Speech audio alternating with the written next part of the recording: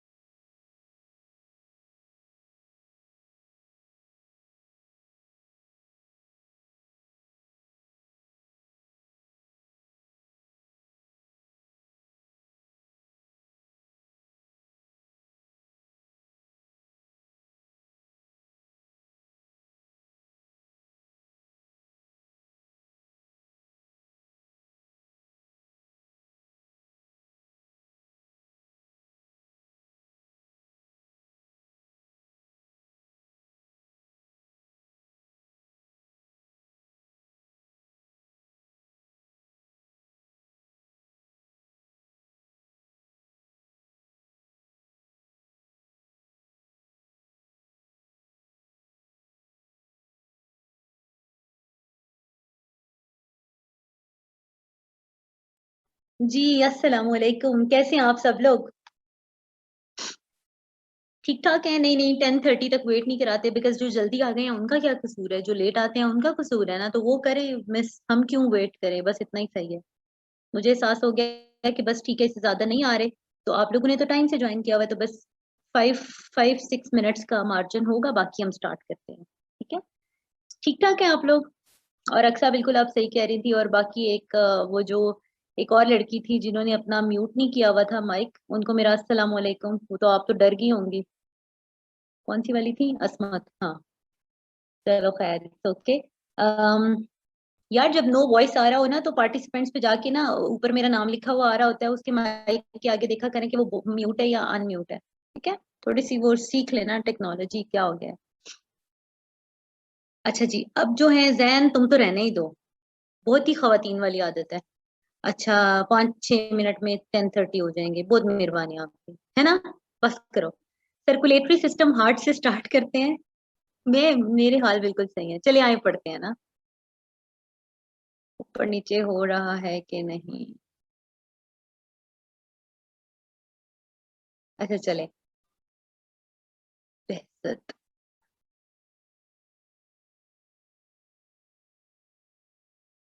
Singer. संगे, इस तरह कहते हैं ना? क्या कहते हैं इसके आगे?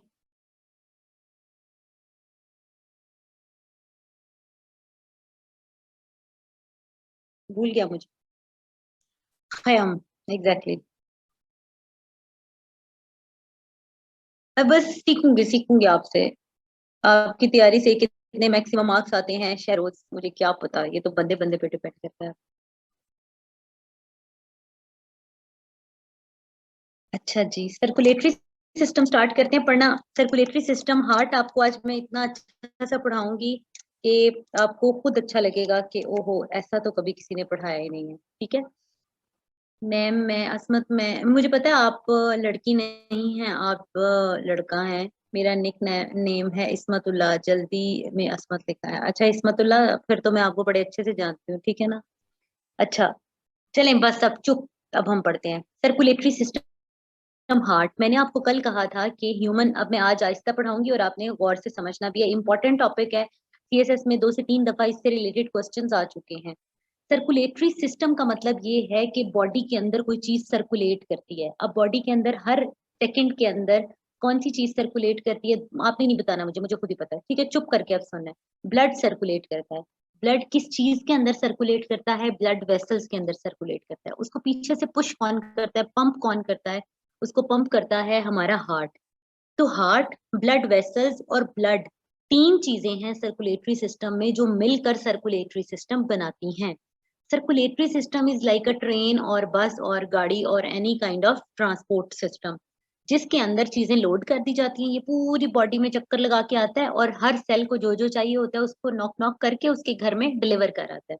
समझे आप?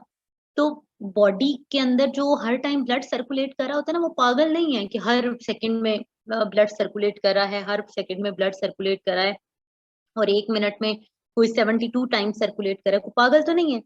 वो हर सेकंड के अंदर सेल्स को जो चीजें रिक्वायर्ड होती हैं, ऑक्सीजन है, न्यूट्रिएंट है, फूड है, कुछ भी है, मिनरल्स हैं, जो भी चीज उसको रिक्वायर्ड है वो उसको प्रोवाइड करके आता है। ठीक हो गया?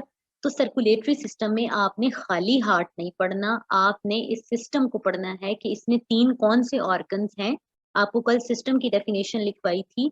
बायोलॉजिकल सिस्टम वो सिस्टम होता है इन विच टू और more than two organs in which two or more than two organs cooperate with each other or one another to perform a single coordinated function. Cooperate कह लें या cooperate अच्छा नहीं लगता तो coordinate with one another, coordinate with one another to perform a single function.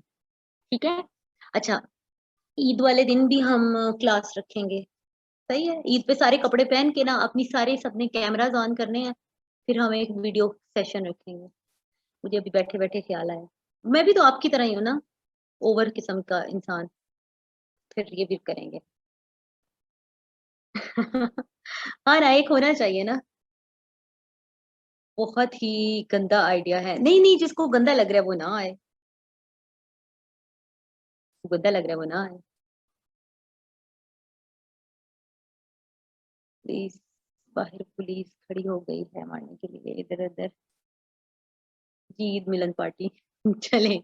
अच्छा चलें, आज अब पढ़ते हैं। तो आपको अब बंदा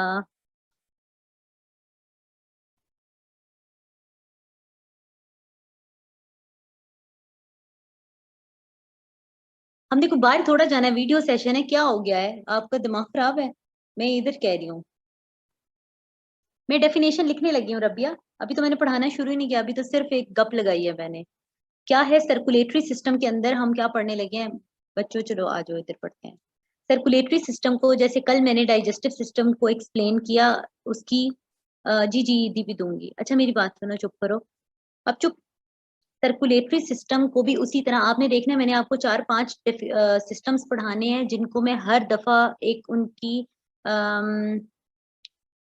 होती है होलिस्टिक डेफिनेशन या उसका जो ओवरव्यू होगा वो स्टार्ट में लिख दिया करूंगी कि इस सिस्टम के अंदर होता क्या है।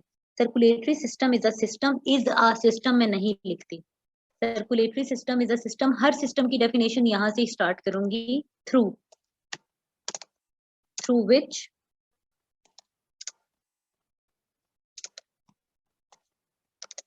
exchange of gases, कौन सी gases, exchange of gases plus nutrients, कौन सी गैसेस, ऑक्सीजन और कार्बन डाइऑक्साइड। तो सर्कुलेटरी सिस्टम एक ऐसा सिस्टम है through which exchange of gases plus nutrients takes place. मैं वर्ब एक्सचेंज के अकॉर्डिंग लगा रही हूँ, ठीक है, तो इसलिए ये सिंगुलर है। Takes place up to cellular level, कि हर सेल तक पहुंचा के आना है आपने ऑक्सीजन, और वहां से कार्बन डाइऑक्साइड रिमूव करनी है, और न्यूट्रिएंट्स भी पहुंचा के आना है। न्यूट्रिएंट्स वाला तो कल हमने पढ़ा था ना, जब मैंने कहा था कि स्मॉल इंटेस्टाइन के आखिरी हिस्से में absorption into blood stream start हो जाती है। तो जब ब्लड स्ट्रीम के अंदर एब्जॉर्प्शन स्टार्ट होती है ना, न्यूट्रिएंट्स की, तो ब्लड पूरी बॉडी में घूम के हर सेल को न्यूट्रिएंट पहुंचाता है। कौन सा न्यूट्रिएंट? ग्लूकोज। अब दूसरी चीज किसकी जरूरत है? ऑक्सीजन की जरूरत है। अली रजा लिखने लगी हूँ, मैं लिखूंगी। और सुमैया कैमरा ऑफ करो। तो क्या हुआ? Circulatory system is a system through which exchange of gases plus nutrients takes place up to cellular level. अब जो मैंने बात कही है उसमें आज हमारा सर्कुलेटरी सिस्टम पे जो फोकस होगा ना, वो इस चीज पे फोकस होगा। डेफिनेशन वही वाली है जो हमने कल लिखी थी। ये ग्लूकोज है, ग्लूकोज भी जाता है, ये ऑक्सीजन भी जाता है सेल के अंदर। कोई बात नहीं, कोई बात नहीं, मुझे पता है बायो मिस्टेक के होता है। अच्छा, ये आपका ऑक्सीजन ग्लूकोज की बर्निंग करता है, जो हम कह नहीं रहे होते एक्सरसाइज करें, तेज तेज सांस लें, कैलोरीज बर्न होती हैं, ये ऑक्सीजन जाके इस ग्लूकोज को तोड़ा होता है। उसे तोड़ के आपकी कार्बन डाइऑक्साइड निकलती है। देसी जुबान में समझा करें ताकि आपको समझ आए और याद भी हो जाए। और उससे वाटर बनता है, वाटर आपकी बॉडी से एक्सक्रीट हो जाता है, और उससे एटीपी बनती है, जो आपको कोई भी फिजिकल एक्टिविटी करने के लिए जो एनर्जी रिक्वायर्ड होती है वो बनती है। ये मैंने आपको कल भी लिखवाई थी, और ये बहुत इंपॉर्टेंट इक्वेशन है, ये आपकी बहुत सारी जगहों पे इस्तेमाल होगी। अब मैं आपको बताती हूँ होता क्या है। जब हम सांस लेते हैं, सांस लेकर ऑक्सीजन गई हमारे लंग्स में, लंग्स में खून अभी मैं भेजूंगी, खून ब्लड के अंदर, वहां से ऑक्सीजन ऐड हो जाती है, और ब्लड लंग्स के पास गया, वहां से ऑक्सीजन ऐड कराई, वापस दिल में आया, दिल ने इसको पंप किया पूरी बॉडी में, और इसने ऑक्सीजनेटेड ब्लड जो है पूरी बॉडी में सर्कुलेट कराया, और हर सेल को ऑक्सीजन सप्लाई कर दी।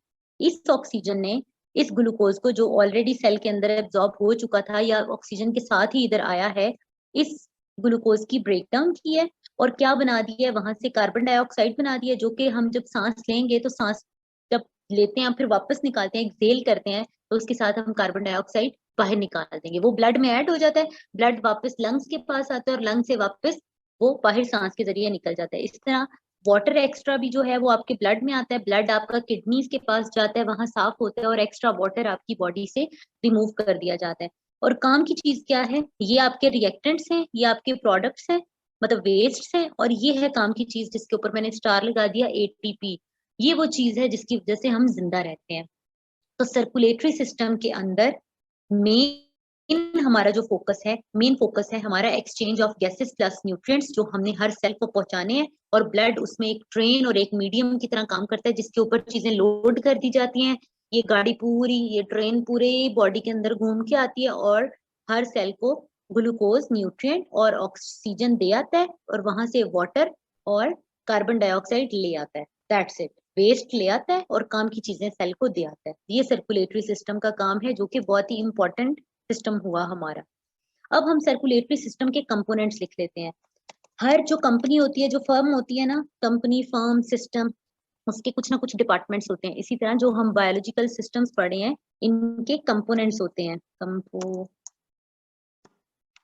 कंपोनेंट्स होते हैं। तो कंपोनेंट्स कौन कौन से हैं? कंपोनेंट्स हैं, सबसे पहले लिख लेते हैं ब्लड। ब्लड क्या होता है? सिंपल, इसको पहले, चलो पहले तीनों लिख लेते हैं। ब्लड है, फिर है ब्लड वेसल्स। उसी तरह कल जिस तरह मैंने आपके सामने डाइजेस्टिव सिस्टम डीकोड किया था, इसी तरह मैं इसको डीकोड कर देती हूँ। और ब्लड वेसल्स के बाद लास्ट है pumping organ, which is heart. अच्छे बच्चे हो गए अब आप। अच्छा जी,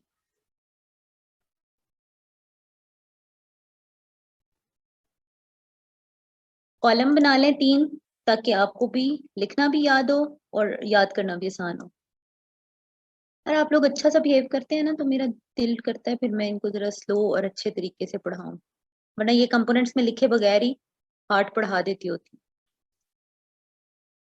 ठीक है, अच्छी बात है। आप लोग मतलब फोकस नंबर ऑफ लेक्चर्स पे नहीं होना चाहिए, सिलेबस कवर करने और क्वालिटी पे भी होना चाहिए हमारा। मैम आप बच्चों को प्रोवोक करी हैं, तो बात नहीं, थोड़ा सा ओवर तो होना चाहिए लाइफ में। कोई नहीं, इतना समय भी हो जाती होती, बनता है हमारा। चलो साथ साथ नोट्स भी बनाओ। क्लास भी नहीं ना गुजरती। आ जाए काम की चीजें जो आपके, हाँ शबे कदर के बाद सही हो गया सारे। जो आपके सीएसएस में सबसे ज्यादा रिपीट हुए हैं ना क्वेश्चंस, वो लिखने लगी हूँ। मतलब अब काम की चीजें हैं। Thank you Bushra. इसके अंदर, ब्लड के अंदर क्या होता है? ब्लड के अंदर होता है आरबीसी, रेड ब्लड सेल्स होते हैं। रेड ब्लड सेल्स का लाइफ साइकिल कितना होता है? इस पे बहुत ज्यादा दफा क्वेश्चन आया है। 120 डेज लाइफ साइकिल है रेड ब्लड सेल का। आपने खुद नोट इस तरह से करना है कि आपको समझ आए। Life cycle of red blood cell is 120 days. 120 days के बाद हमारे रेड ब्लड सेल्स जो हैं वो रिप्लेस हो जाते हैं। ठीक है, अच्छा। उसके बाद है आपके white blood cells. White blood cells आपके क्या करते हैं? व्हाइट ब्लड सेल्स आपके 3 डेज और 72 आवर्स के बाद नए बन जाते हैं। मतलब इसका जो लाइफ साइकिल है ये 3 डेज या 72 आवर्स है। ठीक हो गया। उसके बाद आपके ब्लड में क्या मौजूद होता है? प्लेटलेट्स होते हैं। ठीक है, उसके बाद क्या होता है? प्लाज्मा प्रोटीन्स होते हैं। प्लाज्मा एक खास किस्म की प्रोटीन होती है। प्लाज्मा हो गया, प्लेटलेट्स हो गया। प्लेटलेट्स भी इम्यूनिटी भी प्रोवाइड करते हैं और ब्लड क्लॉटिंग में भी हेल्प करते हैं। और क्या होता है? वाटर। ठीक है, ये आपके ब्लड के अंदर मोटी मोटी चीजें होती हैं। जब हमारा बायो हमने डिटेल में पढ़ना होता था, अभी तो 20% बायो में से पेपर आता है ना, तो जब हम 80 मार्क्स का पाया करते थे, लेकिन अभी वो जमाना नहीं है। अच्छा, फिर आपकी ब्लड वेसल्स आ जाती हैं। ब्लड वेसल्स की 3 टाइप्स होती हैं। एक होती हैं आर्टरीज। आर्टरीज, ठीक है। अली बहुत शुक्रिया आपका, ये जो आपने हरकत फरमाई है, थैंक यू सो मच। अच्छा, आर्टरीज होती है ना, आर्टरीज होती हैं, इनमें होता है ऑक्सीजनेटेड ब्लड।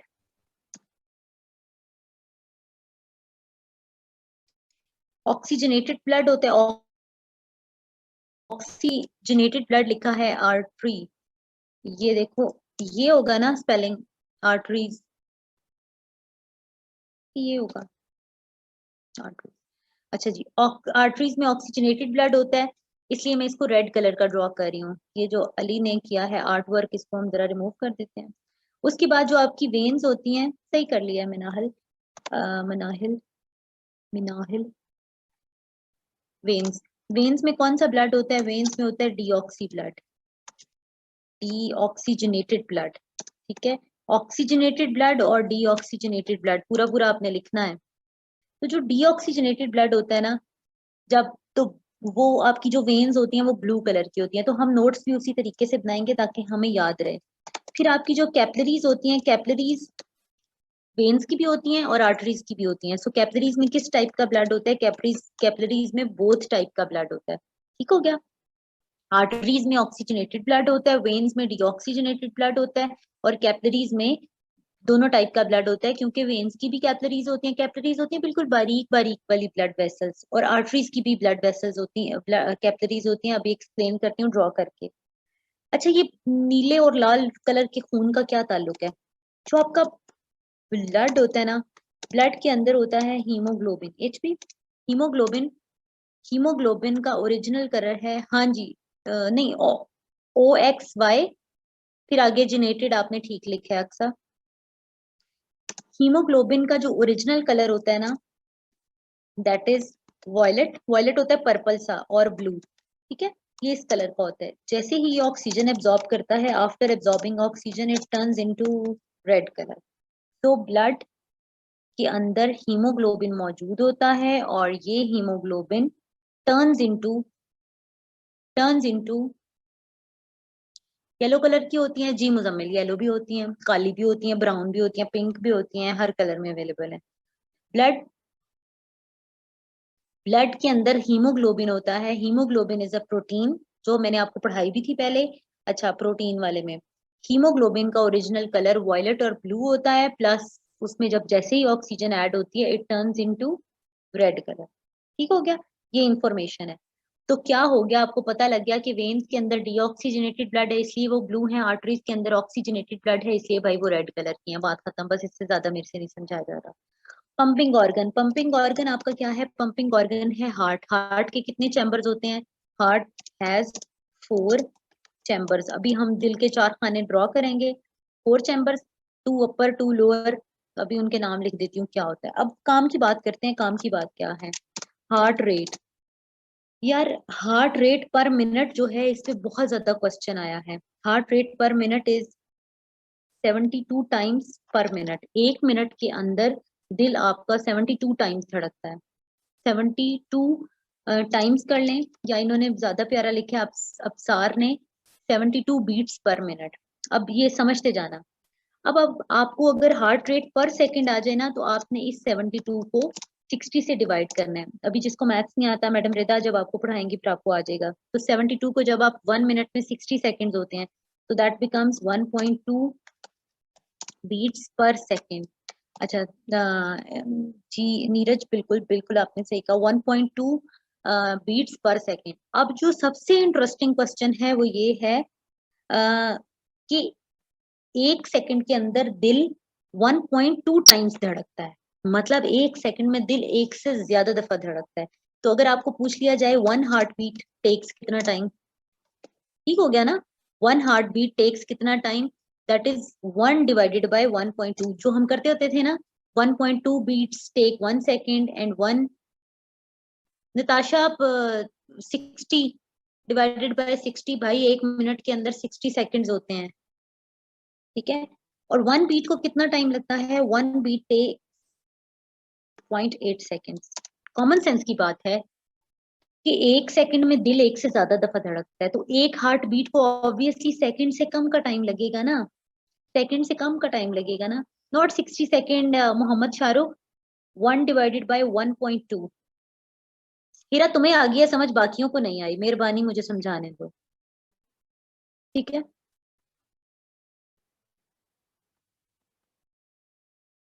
अब आई समझ? वो हम करते होते थे, मैं इधर लिख के आपको बता देती हूँ जिनको नहीं समझ आ रही, कि 1.2 हार्ट बीट्स टेक 1 सेकेंड, ठीक है। और उसके बाद हम कहते होते थे 1 हार्ट बीट। ये जो ओवर स्मार्ट बनते हैं ना, ये ना बना करें। अच्छा, 1 बीट टेक्स 1 डिवाइडेड बाय 1.2। अब ये करोगे ना तो आपके कैलकुलेटर के ऊपर 0.8 सेकेंड आ जाएगा, ठीक है। अब ये 3 क्वेश्चन हैं जो सीएसएस में काफी दफा रिपीट होते हैं, तो अगर आपको समझ हो ना, फिर आप जल्दी जल्दी सॉल्व कर लेते हैं। 1.2 beats take 1 second and 1 beat takes 1 divided by 1.2 is equals to 0.8 second. मैं blood vessels, please tell me again, light का इशू हो गया था ड्यू टू वेदर। मारिया क्या हुआ? ब्लड वेसल, ऑक्सीजनेटेड ब्लड जो है वो आर्टरीज में होता है और डीऑक्सीजनेटेड ब्लड वेन्स में होता है। वेन्स इसलिए ब्लू कलर की होती हैं क्योंकि उसमें डीऑक्सी ब्लड होता है, और ऑक्सीजनेटेड ब्लड रेड कलर का होता है, इसलिए आर्टरीज रेड कलर की होती हैं। जैसे ही हीमोग्लोबिन के अंदर ऑक्सीजन ऐड होती है ना, तो वो रेड कलर की हो जाती है, otherwise haemoglobin is in blue colour. ठीक है, चलो मैंने बता दिया आपको। चलिए जी, अब इस सब को मैं इकट्ठा करूंगी और आपको हार्ट, हार्ट नहीं सर्कुलेटरी सिस्टम पढ़ा दूंगी कि हार्ट के अंदर कैसे खून गया, किधर से एंटर हुआ, किधर से निकला, किधर से डीऑक्सीजनेटेड था, किधर से डीऑक्सीजनेटेड था। पढ़ने के बाद ना टॉपिक आपको प्यार हो जाएगा हार्ट से। ठीक है, अब आपने क्या करना है, सर्कुलेटरी सिस्टम ड्रॉ करना है। नए पेज पे चले जाओ, अगले पेज पे चले जाओ। अगले पेज के बिल्कुल सेंटर के अंदर एक बॉक्स बना लो। कल एक लड़का कह रहा था मैडम आपकी ड्राइंग बहुत बुरी है। अच्छा, एक बॉक्स बना लो। बॉक्स के अंदर 4 लाइनें लगाते हैं। बॉक्स ना थोड़ा इतना सा बनाना कि उसके अंदर डाटा अच्छा सा लिखा जाए।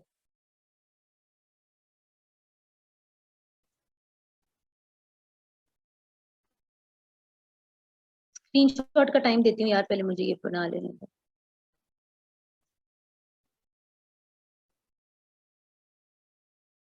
अब आपको हार्ट पे जैसा मर्जी क्वेश्चन पूछेंगे, एमसीक्यूज आएंगे। अब हमें नहीं पता होता वो इसमें से ऑब्जेक्टिव पूछेंगे, सब्जेक्टिव पूछेंगे। समटाइम बायो में से ना वो एमसीक्यू ज्यादा दे देते हैं, तो यू नेवर नो कहाँ से क्या क्वेश्चन आ रहा है। आपको हर तरह से प्रिपेयर होना चाहिए। मैं हमेशा 5 साल से ऐसे ऐसे ही पढ़ाती रही हूँ, लेक्चर्स देती रही हूँ। 2021 में काफी ज्यादा चीजें एज इट इज लेक्चर जिस तरह डिलीवर किया जाता है उसी तरह पूछे हुए थे। ठीक है, अच्छा। बिग बैंग का क्वेश्चन एज इट इज था।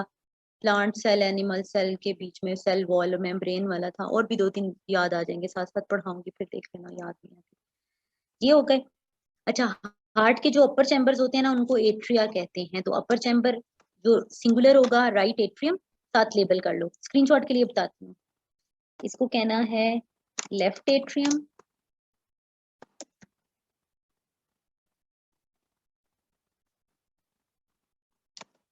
इनको कहते हैं सिस्टमैटिक नोट्स।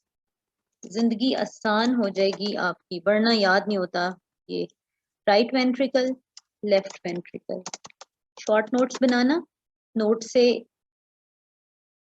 लेक्चर्स को नोट्स के साथ मिक्स करके फिर इसको रिवाइज करना।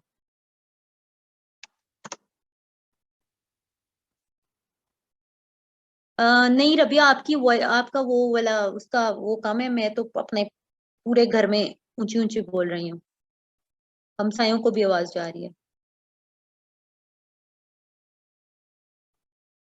वो आपका स्लो है, बाकियों से पूछो ना, उनके तो कान दुख रहे हैं। ये हो गया। ये हमने हार्ट के 4 चैम्बर्स बना लिए। ये लें, स्क्रीनशॉट लें पहले। और मैंने एक चीज प्रूव करनी है कि circulatory system is a system through which exchange of gases takes place. Nutrients वाली बात कल हो चुकी है कि कार्बन डाइऑक्साइड और ऑक्सीजन किस तरह मैं ऐड करूंगी ब्लड में, किस तरह रिमूव करूंगी, किस तरह ब्लड बॉडी के अंदर सप्लाई होगा। अच्छा जी, ये हमने अपना दिल बना लिया है। ये दिल के 4 चैम्बर्स भी बना लिए हैं। अब आपने क्या करना है, इस हार्ट के नीचे एक इधर एक बॉक्स बनाना है और उसके अंदर लिखना है बॉडी। बॉडी, उधर ऊपर एक डब्बा बनाना है इसी तरह का, और उसके अंदर आपने लिखना है लंग्स।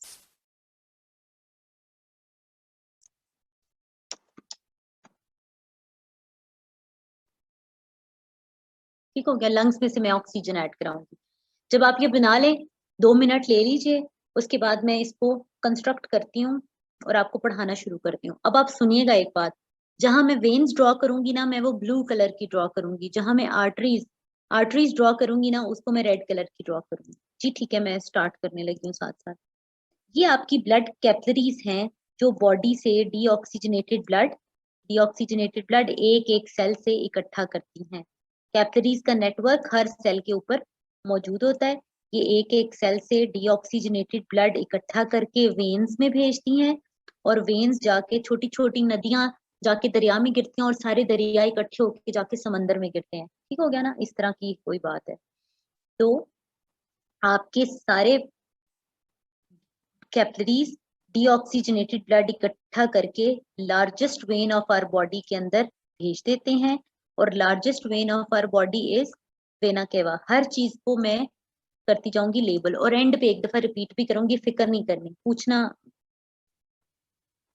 स्लो ही पढ़ा रही हूँ लेकिन फिर भी मैं रिपीट करूंगी एक दफा।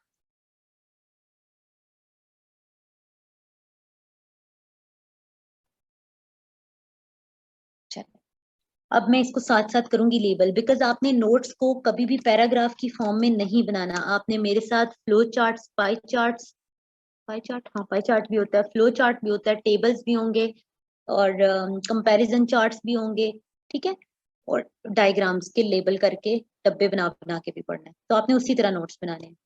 अच्छा, क्या हुआ? डीऑक्सीजनेटेड ब्लड, पहली बात, deoxygenated blood is collected through vena cava. Vena cava क्या है? Largest vein of our body.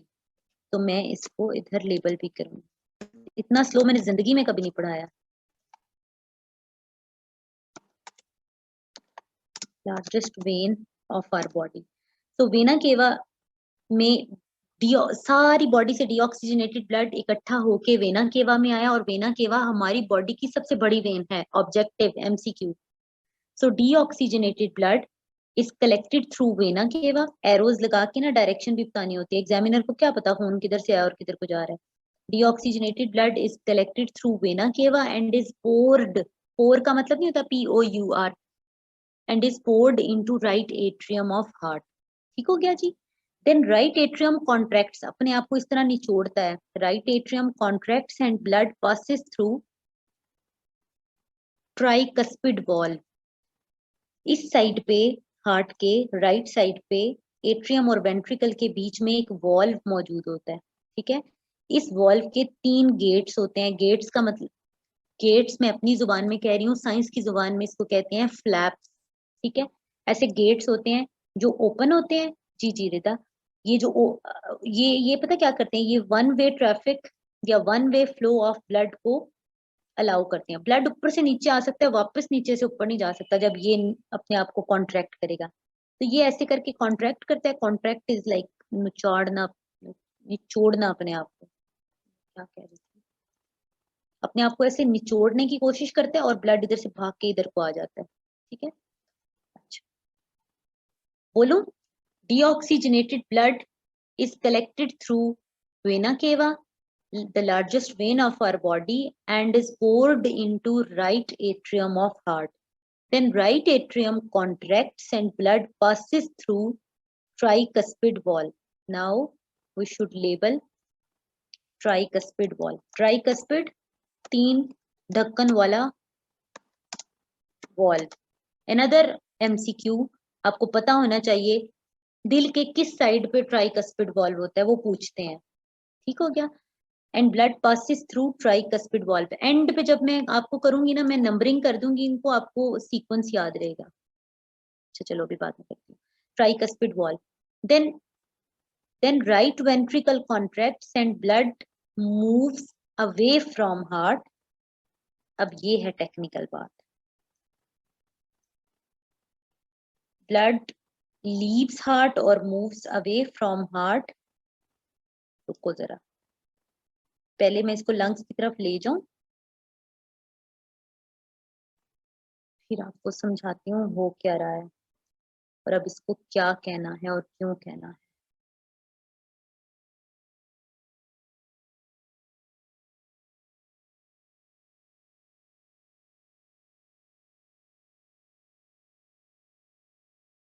Now blood is moving away from heart. आइए एक चीज और ऐड करते हैं नोट्स के अंदर। पिछले पेज पे आप लोग आएंगे और मैं आपको एक और कैपिलरीज, आर्टरीज और वेन्स की एक और डेफिनेशन लिखवाऊंगी। आ जाइए पिछले पेज पे। यार आर्टरी हर उस ब्लड वेसल को कहते हैं,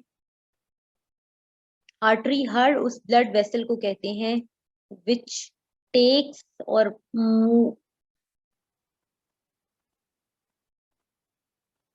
हाँ जी, विच टेक्स ब्लड और moves blood away from heart. ये देखो, ये हार्ट और ये अवे जा रहा है, ठीक है। लेफ्ट एट्रियम में ब्लड नहीं जाता। यार चुप तो करो शाहरुख। अच्छा जी, आर्टरी हर उस ब्लड वेसल को कहते हैं जो कि ए से आर्टरी है और ए से अवे है। ये मैंने भी इस तरह से याद रखा था फातिमा, ठीक है। जो हार्ट से अवे खून लेकर जाए उसको हमने आर्टरी कहना होता है हमेशा, ये उसूल की बात है, इसमें कोई लड़ाई नहीं है। जो टूवर्ड्स हार्ट ब्लड लेकर जाए उसको आपने हमेशा वेन कहना है, ठीक है, इसमें भी कोई लड़ाई नहीं है, चाहे उसमें डीऑक्सीजनेटेड हो या ऑक्सीजनेटेड हो। अब हमारे पास आगे दो क्राइटेरिया वेन और आर्टरी को डिफाइन करने के। पहले हमने कहा था आर्टरी के अंदर हमेशा ऑक्सीजनेटेड ब्लड होता है, हमने साथ ही बात कह दी नहीं, हर उस ब्लड वेसल को भी हम आर्टरी कहेंगे जो हार्ट से अवे खून लेकर जाएगी, चाहे ऑक्सीजनेटेड हो चाहे डीऑक्सीजनेटेड हो। जो हार्ट की तरफ लेकर जाएगी उसको हमने वेन कहना है, ठीक है। अच्छा जी, अब आते हैं हम इधर, किधर आते हैं।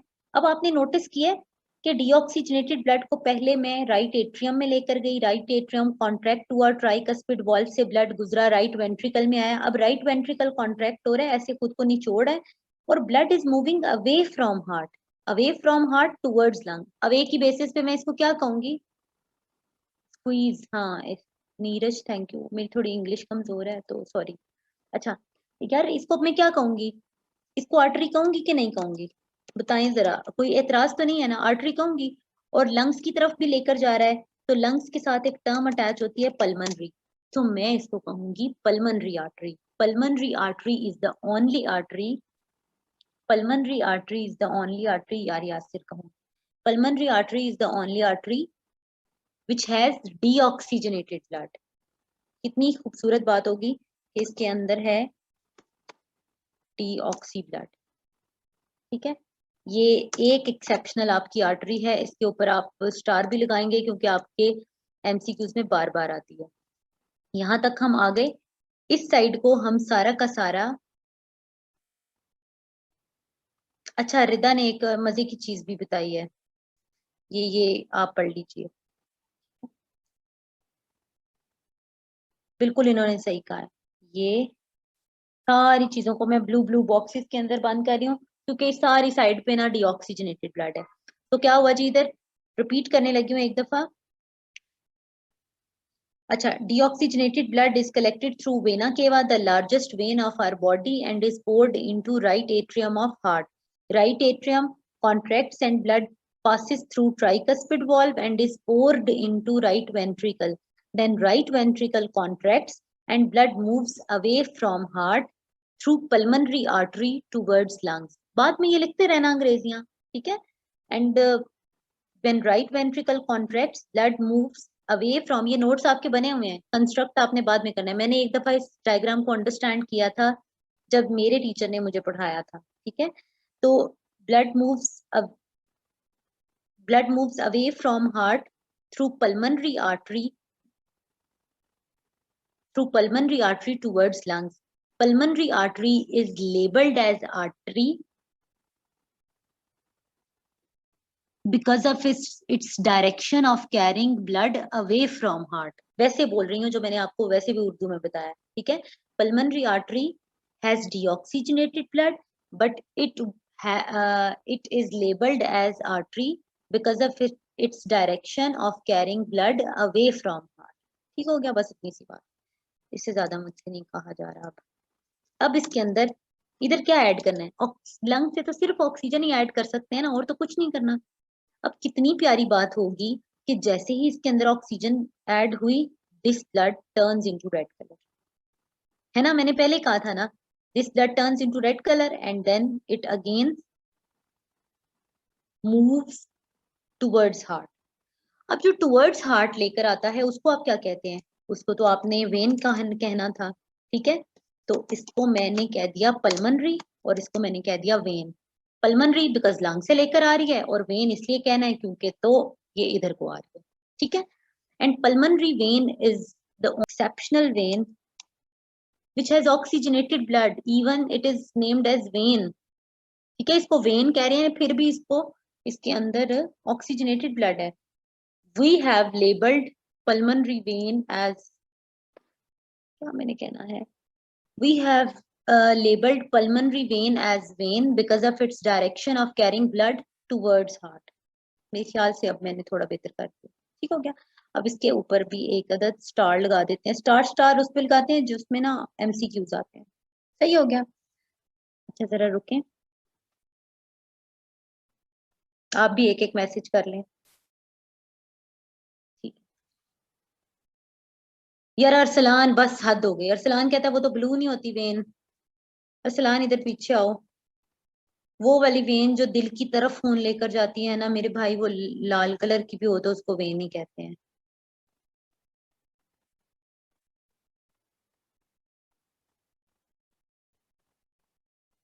मेमूना।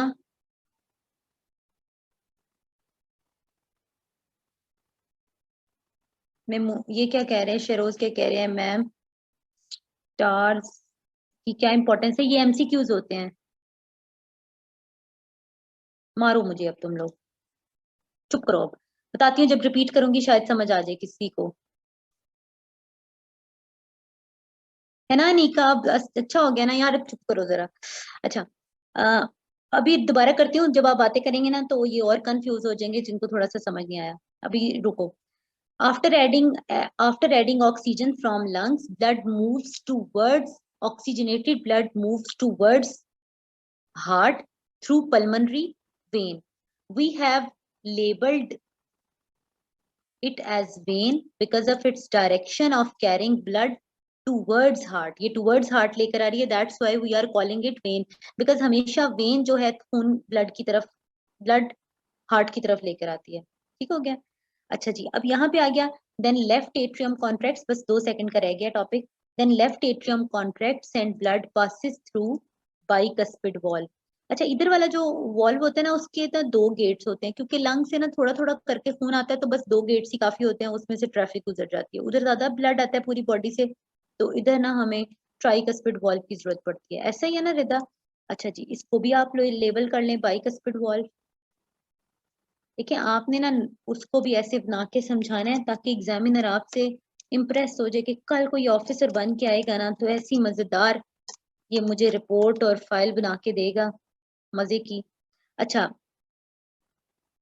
ये एक इम्पॉर्टेंट चीज यहाँ पे एक स्टूडेंट ने कही है कि बाइकस्पिड जो वॉल्व हो, चलो मैं इसको ये नहीं करती, सॉरी।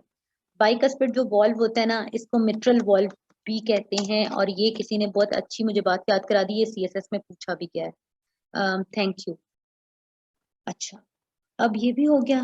इसको भी हम रेड बॉक्स के अंदर बंद कर देते हैं। जिस तरफ दिल की जिस तरफ ऑक्सीजनेटेड ब्लड है ना, मैंने उसको रेड रेड कर दिया। अब सुने बात क्या हुई। Left atrium contracts and blood passes through bicuspid valve and is poured into left ventricle. Then left ventricle contracts and blood leaves heart. Blood moves away from heart. Away from heart किसके through करता है? पीछे notes में देख लो। Away from heart arteries के through करता है। और ये कौन सी वाली आर्टरी होगी? ये दुनिया नहीं, दुनिया की नहीं, वो हमारी बॉडी की सबसे बड़ी आर्टरी होगी, largest artery, aorta. Largest when से ब्लड कलेक्ट होकर हार्ट की तरफ गया, और लार्जेस्ट आर्टरी से ब्लड वापस स्प्रेड हुआ हमारी बॉडी की तरफ, सप्लाई हुआ हमारी बॉडी की तरफ। लार्जेस्ट वेन डीऑक्सीजनेटेड ब्लड को हार्ट की तरफ लेकर गई, और लार्जेस्ट आर्टरी ऑक्सीजनेटेड ब्लड को हार्ट से अवे लेकर आई टुवर्ड्स बॉडी, और फिर आगे आर्टरीज में डिवाइड हुई और आगे कैपिलरीज में डिवाइड हुई, और ऑक्सीजनेटेड ब्लड एक एक सेल को दे दिया। Largest artery of our body. मानते हैं?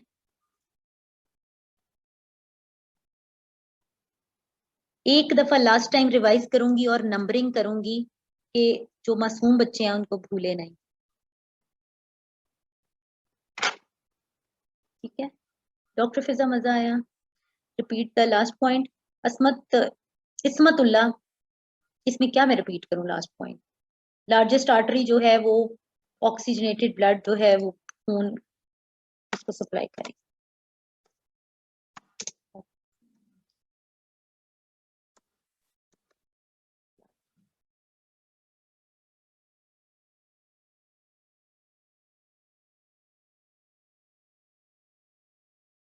लेफ्ट वेंट्रिकल वाला बताती हूँ मेरी बताती हूँ। आगे आगे साइंस बहुत आसान हो जाएगी। आप अच्छे अच्छे रहेंगे, 100% सिलेबस कवर करूंगी, that's my promise to you. मैं कोई फर्क नहीं करती अपने फ्री बैच और पेड बैच के अंदर। पूछ लीजिएगा, पेड बैच वाले स्टूडेंट्स भी आपके साथ इंटरेक्शन में होंगे। ठीक है?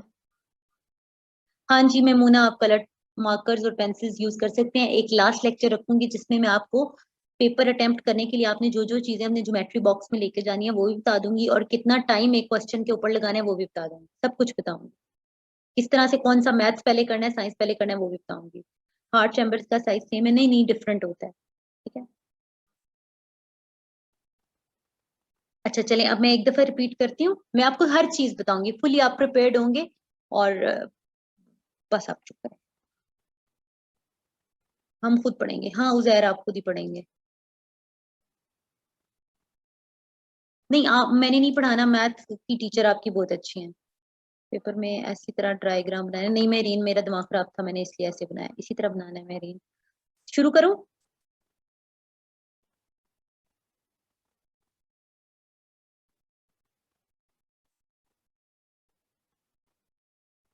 बहुत शुक्रिया साथ।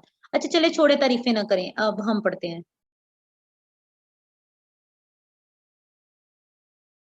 2 बजे वाली क्लास क्यों नहीं हुई? क्योंकि लोग मुझे पर्सनल मैसेज करके इतने ताने मार रहे थे कि मैडम ये हो गया, मेरा ये है, मेरा वो है, मेरा फलाना हो गया, ये हो गया। मैं फिर चुप करके वापस मोबाइल देखा और फिर मैंने रख के फिर मैं सो गई। मैंने कहा, ठीक है, मेहरबानी। ठीक है, अच्छा चले मैं रिवाइज करती हूँ, फिर आप लोग थोड़ी सी ब्रेक ले लेना, देखो बहुत टाइम लग गया। इतना टाइम नहीं लगाते टॉपिक पे, आगे आगे थोड़ा तेज होना है, लेकिन आप लोग ज्यादा है ना तो इसलिए मैं जरा स्लो पढ़ाती हूँ। सुनो, स्टार्ट करती हूँ। डीऑक्सीजनेटेड ब्लड, सुन लीजिएगा, नंबरिंग भी कर रही हूँ, आप लोग भी कर लेना ताकि सीक्वेंस खराब ना हो। नीचे जब आप वर्किंग का पैराग्राफ लिखेंगे आपने जल्दी से ये पेपर में ड्रॉ करना है, और नीचे 4-5 लाइनों में वर्किंग ऑफ हार्ट लिख देनी है। ठीक हो गया? Deoxygenated blood is collected through vena केवा, the largest vein of our body, and is poured into right atrium of heart.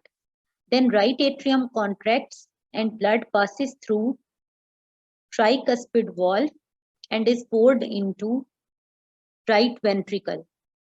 ठीक है? Then right ventricle contracts and blood moves away from heart. Blood is moving away from heart. That's why we are labeling it as artery, because arteries always carry blood away from heart. ठीक है? Deoxygenate, right ventricle contracts and blood, deoxygenated blood, ये जरूर लिखना है oxygenated है या deoxygenated. Deoxygenated blood moves away from heart through pulmonary artery, 6 number, towards lungs, and after towards lungs. And after adding oxygen from lungs, blood moves towards heart through pulmonary vein. We are labeling it as vein because it is carrying blood towards heart. ठीक है? ठीक है? अच्छा, after adding oxygen, oxygenated blood moves towards heart through pulmonary vein. खुद बनाते जाना. Into left atrium. Then left atrium contracts and blood passes through bicuspid valve and is poured into left ventricle. Then left ventricle contracts and blood moves away from heart through largest artery of our body named as aorta towards our body. ठीक ठीक है? And deoxygenated blood was collected and oxygenated blood is supplied to body. ठीक हो गया? ये था बात। और सांस के जरिए यहाँ से ऑक्सीजन, देखो यहाँ पे एक और चीज अगर ऐड करनी है तो कर लो, ये ऑक्सीजन इनहेल की थी हमने, यहाँ पे ऐड कर दी थी, और यहाँ से, चलो एरो ब्लू कर देते हैं, और यहाँ से कार्बन डाइऑक्साइड सांस के जरिए बाहर निकल जाएगी। ठीक है जी, ये था। मैंने अपनी डेफिनेशन प्रूव कर दी जो मैंने आपको कही थी कि circulatory system is a system through which exchange of gases plus nutrients takes place up to cellular level. Got it?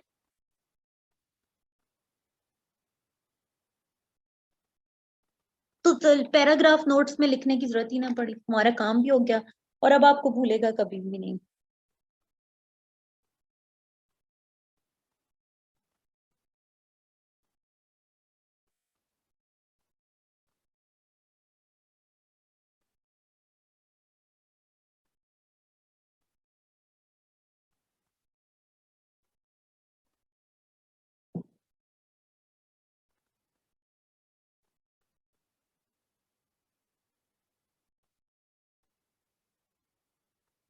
चलें, थैंक यू सो मच। और बहुत शुक्रिया। चले अब क्या करना है? अब ब्रेक तो नहीं लेनी? थोड़ी ब्रेक लेनी है? आगे आगे आ लिया, अच्छा होता जाएगा। वो बीच में ना मेरा बीपी जब हाई हो जाता है ना, तो वो मुझे, मैं फिर अजीब सी हो जाती हूँ। मैं कहती हूँ अब मैंने, ऐसे मैं भी अजीब सा बिहेव करने लग जाती हूँ। अब ये जैन देखो कितना इरिटेटिंग है, कहते हैं एक दफा समराइज कर दे। जैन आप ही कर लेना समराइज अब। ठीक है, ब्रेक नहीं लेनी। ब्रेक 5 मिनट्स, 5 मिनट्स की ब्रेक ले लें। ऐसे इधर उधर फिर शिराएं, पानी पी लें, कुछ कर लें। मैं उतनी देर तक नेक्स्ट टॉपिक देखती हूँ। आप केसेस के लिए कोई भी टिप्स ट्रिक्स भी बता दिया करें प्लीज। जी जी, मैं बता दूंगी। मैडम रिदा को बहुत अच्छे से पता है, उन्होंने अभी रिसेंटली पीएमएस क्लियर किया है, और प्लीज आपने उनके लिए दुआ करनी है, उनका इंटरव्यू भी क्लियर हो जाए। She will be a great officer. पानी की ब्रेक, पल्मनरी वेन में खून साफ होता है या खराब? यार राठौर, ये तो डिपेंड करता है कि आपका खून कैसा है और आपकी करतूतें कैसी हैं। पल्मनरी वेन में साफ होता है खून, टेक्निकली ऑक्सीजनेटेड होता है। फिजिक्स पढ़ाती हूँ नायाब, लेकिन अभी नहीं पढ़ाती, बिकॉज जीएसए का इतना वो उसका होता है ना, कंपल्सरी सब्जेक्ट है, तो फिर फिजिक्स के लिए नहीं। और सब्जेक्ट यार मुझे नहीं आता। मैम रिदा मैथ्स पढ़ाएंगी। मैम रिदा मैथ्स पढ़ाएंगी। Maimoona, I am assistant director intelligence bureau. मेरे लिए प्रॉब्लम होती है इसलिए मैं बताती नहीं, वो उधर इंक्वायरी भुगतनी पड़ती है। Intelligence bureau IB. ठीक है, तो इसलिए मैं ये बात नहीं करती ज्यादा। रट्टे की टिप्स भी बताऊंगी सादिया, इस तरह रट्टा लगाते हैं टेक्निकली, मैं उसके फॉर्मूलाज बना लेती होती थी कि रट्टा लगाना कैसे। अली रजा को यूट्यूब और मैं मेरे से पढ़ने और यूट्यूब के बाद सब क्लियर हो जाता है। एओर्टा से ब्लड में ट्रांसपोर्ट कैसे होता है? से ब्लड बॉडी में कैसे ट्रांसपोर्ट होता है? आईफोन बस ऐसे अंदर अंदर गुजर के, जैसे पानी बहता जाता है सैलाब नहीं आ जाता। ऑप्शनल रखना चाहिए फिजिक्स में। कोई और टीचर हो जो फ्री सब्जेक्ट पढ़ाए? हानिया, देयर इज नो वन। ठीक है। आपने कौन से ईयर में? मैंने सीएसएस नहीं किया। Ma'am recently cleared SST subject was bio. Neeraj that's great. फिर तो आपको बहुत ज्यादा आता होगा। आप मुझे हेल्प किया करो, बीच बीच में मैं गलतियां करती हूँ। मैं बायो की नहीं होना तो आपने मुझे पढ़ा देना है। मैम वैक्सीन कब आएगी यार? किसकी? आज ही बता दें ताकि लगा लें या फिजिक्स चूज कर लें, कर लें, कर लें।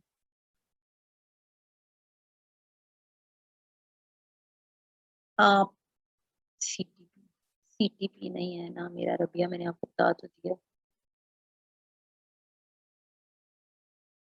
ये स्लाइड्स तो मैं शाहजेब अपलोड नहीं करती, ये आप लोग स्क्रीनशॉट्स लेते हैं। मेरे अपने नोट्स जो हैं वो उस तरह किए हुए हैं ना।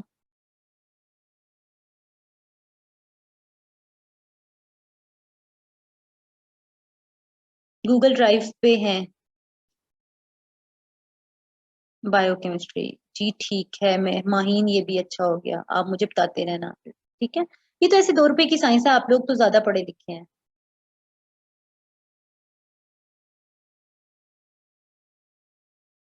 हाँ सादिया, ये भी बस ऐसे ही। यार सब लोगों को नहीं भी पसंद आता। वो आयशा शकील जो है ना, वो पीडीएफ में कन्वर्ट करके मुझे भेजती होती हैं, ये भी एक बहुत बड़ा फरिश्ता है। आयशा, आयशा मुझे भेज दिया करेंगी, मैं आपको भेज दिया करूंगी ग्रुप में, दैट्स इट। ठीक है, अल्लाह ताला आयशा को इसका अजर देगा। जो किसी को पढ़ाता है ना, उसको अल्लाह ताला बहुत बड़ा अजर देता है। मैं अपने हॉस्टल में जब पढ़ती थी ना, तो हॉस्टल में ये सीएसएस की सब लोग तैयारी कर रहे होते थे, तो सबको साइंस नहीं आती थी, बिकॉज सबका सोशल साइंसेज का बैकग्राउंड होता था। तो मैं हॉस्टल में अपने फेलोज को ये साइंस पढ़ाया करती थी। ठीक है। तो फिर उधर में जब भी अभी मैं खुद ही भी पढ़ ही रही थी, तो अकेडमी से ऑफर आ गई कि आप 7 स्टूडेंट्स को पढ़ा दिया करें, तो आपके लिए प्रॉब्लम तो नहीं होगा? तो मैंने कहा नहीं, उसमें क्या प्रॉब्लम है, वो भी मेरे फेलोज ही हैं, कोलीग्स हैं। इसी तरह मैं ये स्टूडेंट्स को स्टूडेंट्स की तरह डील भी नहीं करती थी। मैं कहती ये भी तो मेरे फेलोज ही हैं, हाँ मुझे जो चीज आती है मैं इनको समझा देती हूँ, मैं ऐसे ऐसे पढ़ती हूँ। तो आप जब किसी की हेल्प करते हैं, अल्लाह ताला फिर आपकी हेल्प करता है। तो वो देखो कि अब मुझे क्या पता था कि ये एक किस तरह इतना लंबा सिलसिला चलेगा, कि आप इतने इतने बड़ी जगहों पे आपको पढ़ाने का फिर मौका मिल जाएगा। ठीक है, टॉप अकेडमीज ऑफ पाकिस्तान में आपको पढ़ाने का इतने इतने लंबे अरसे के लिए मौका मिल जाएगा। एंड देन इतने ज्यादा स्टूडेंट्स को। तो वो ये है कि मैं कभी भी नोट्स नहीं छुपाए आज तक, किसी से भी, जिंदगी में किसी से भी नहीं। आज तक उन नोट्स के कभी वो उस तरह से नहीं किया कि इनकी फोटो कॉपियां कराई जाएं और फिर इनको बहुत वो दिया जाए। ठीक है, तो वो मतलब मैं तो सॉफ्ट में शेयर कर देती थी और उनको पढ़ा भी देती थी। तो फिर इसी तरह होता है, तो आपके पास जो नॉलेज हो ना, आप उसको बांटा करें, टर्न्स इनटू विजडम, वो आपकी अक्ल में कन्वर्ट हो जाता है, वो आपका पक्का हो जाता है। मेरा पक्का हो गया, मैं तो ऐसे ही पढ़ाती थी, इसको भी नहीं समझ आ रही साइंस की, इसको भी नहीं। तो आयशा, मैं कहूंगी कि अगर आप कोई एफर्ट करती हैं और आप फौरन शेयर कर देती हैं ना किसी के साथ, तो अल्लाह ताला आपको इसका अजर देगा, चाहे वो 10 साल बाद दे। ठीक है, इट टुक 10 years, लेकिन मुझे अब वो पता लगता है कि अच्छा, जो मैंने उस टाइम पे ये किया था, अच्छा ये उसकी वजह से अब ऐसा हो रहा है। नहीं नहीं, नोट्स वगैरह और ये चीजें हाइड नहीं करनी चाहिए, कुछ भी नहीं। साथ वाले को एमसीक्यूज भी थोड़े बहुत दिखा दिया करो, कुछ नहीं जाता आपका। सही है। चलें पढ़ना शुरू करते हैं, बीच में बहुत सारे लोग जो है ना वो फिर इरिटेट होते हैं। मैं हानिया मिनिस्ट्री ऑफ डिफेंस के बैचेस में पढ़ा देती होती हूँ। ये 100 MCQs वाले जितने पेपर्स हैं ना, उसमें तो 90-95+ मार्क्स लेने का एक ट्रिक होता है, वो इजी इजीली आ जाता है। ठीक है, अच्छा जी, अगला टॉपिक पढ़ते हैं। अगला टॉपिक थोड़ा सा लाइट सा पढ़ते हैं। लाइट सा टॉपिक क्या है? एनिमल और प्लांट किंगडम। लेकिन सब कहते हैं सीएसएस में यूनिक होना, यूनिक होना है ना, यूनिक आपका दिमाग होता है, यूनिक आपके वो थोड़ा ही होते हैं नोट्स या बुक्स या उस तरह की चीजें नहीं, जो आप पेपर में अटेम्प्ट करते हैं ना 3 घंटे, वहां पे यूनिकनेस होती है कि क्वेश्चन वैसा थोड़ा ही आता है जैसा आप तैयार होके जाते हैं। सेशन रख लें मिनिस्ट्री ऑफ डिफेंस के। जी जी, हानिया रखेंगे। जी आते हैं शहीर। आजकल तो कंप्यूटर साइंसेस के ज्यादा आ रहे हैं, क्योंकि उनको आईटी एक्सपर्ट्स चाहिए। सारा कुछ आपको पता है उधर कन्वर्ट हो चुका है। अफ्रेड ऑफ जीके, जीके का बैच तो ऑफर करें उमर। अच्छा जी, चले आए अब पढ़ना शुरू करते हैं। अगला था किंगडम्स वाला। यार मैं जरा स्लो पढ़ा रही हूँ तो टाइम ज्यादा लगेगा, फिर आ जाए पढ़ते हैं। मैं आपको ये बातें करती रहूंगी। आप एफपीएससी पे ही आता है, जैसे आप मिनिस्ट्री ऑफ डिफेंस आईएसआई के लिए आप करते हैं, असिस्टेंट डायरेक्टर एफआईए के लिए करते हैं, इसी तरह इसके लिए आते हैं एग्जाम्स। वही एक लंबा प्रोसेस है, जिस तरह आपका यही होता है सारा कुछ। एग्जाम होता है, सब्जेक्टिव टेस्ट होते हैं, इंग्लिश के टेस्ट होते हैं, साइकोलॉजिकल होता है, और फिर इंटरव्यूज होते हैं, और फिर सिक्योरिटी क्लियरेंस होती है, एंड देन।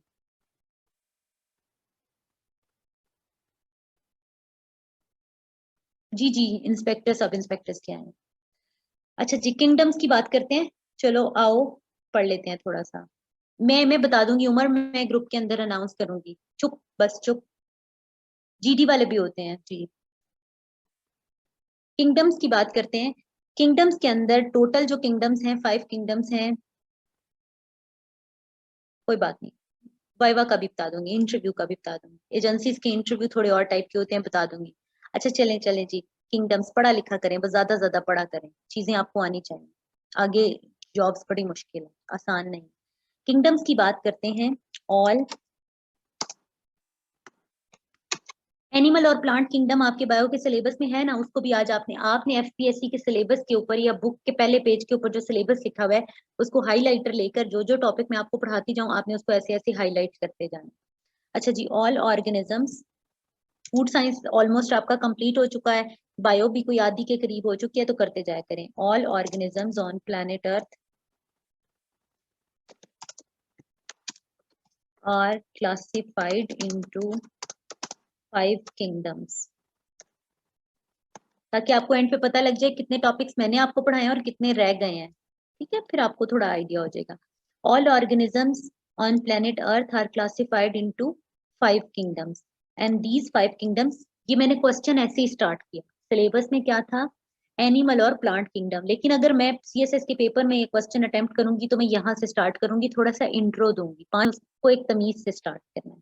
ठीक है, ये सारे एनिमल्स को 5 किंगडम्स में क्लासिफाई किया गया है। सबसे पहली किंगडम कौन सी है? Kingdom animalia.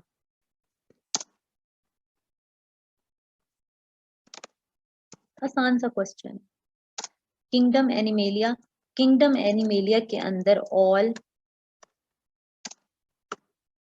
Multi cellular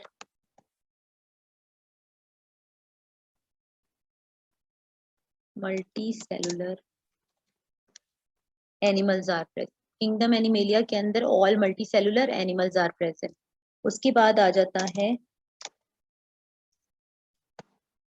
kingdom plant. ठीक है, इसमें किंगडम प्लांटी में all plants, whether unicellular, multicellular, all plants are included in kingdom plantae. अभी पढ़ाऊंगी kingdom plantae थोड़ा सा डिटेल में, तो you'll get to know. अच्छा, उसके बाद थर्ड है किंगडम मोनेरा. ये जो किंगडम मोनेरा होता है ना, इसके अंदर होते हैं ऑल प्रोकैरियोटिक. बता दूंगी क्या है ये. प्रोकैरियोटिक organisms लाइक बैक्टीरिया वगैरह. प्रोकैरियोटिक और यूकैरियोटिक मैं आपको बता दूंगी, फिक्र नहीं करनी, अभी बताती हूँ. बैक्टीरिया वगैरह. ठीक है. फोर्थ नंबर पे जो किंगडम है दैट इज किंगडम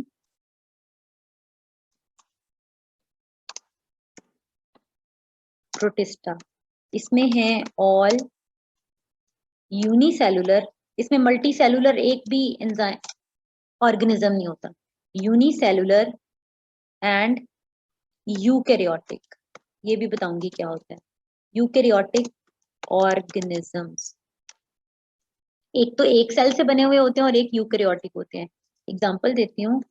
अमीबा, आपको याद होगा एक पैरामीशियम होता था, शू लाइक उसका फेस मुंह होता था. फेस मुंह नहीं, मतलब पूरा ऑर्गेनिज्म एक शू लाइक होता था. जैसे वो लड़कियां लड़कों का भी होता है, वो खुस्ता टाइप नहीं पहनते, इस तरह का होता था. बचपन में हम बनाते थे प्रैक्टिकल की कॉपीज पे. पैरामीशियम और फिर एक होता था यूग्लिना.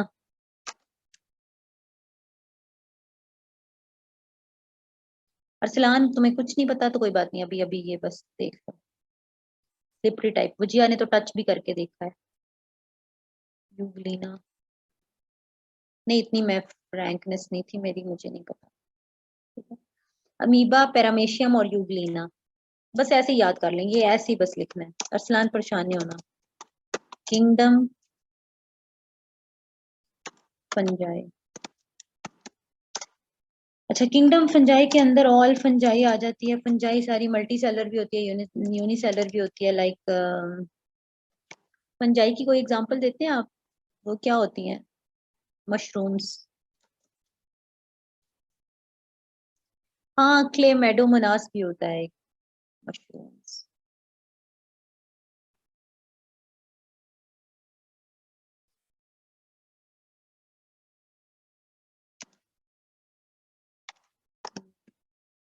Seller plus. ठीक है. यीस्ट, हाँ फिजा ने बताया मुझे. यीस्ट जो है वो यूनी सेलुलर होता है, जिससे हम वो पिज्जा वाला वो बनाते हैं.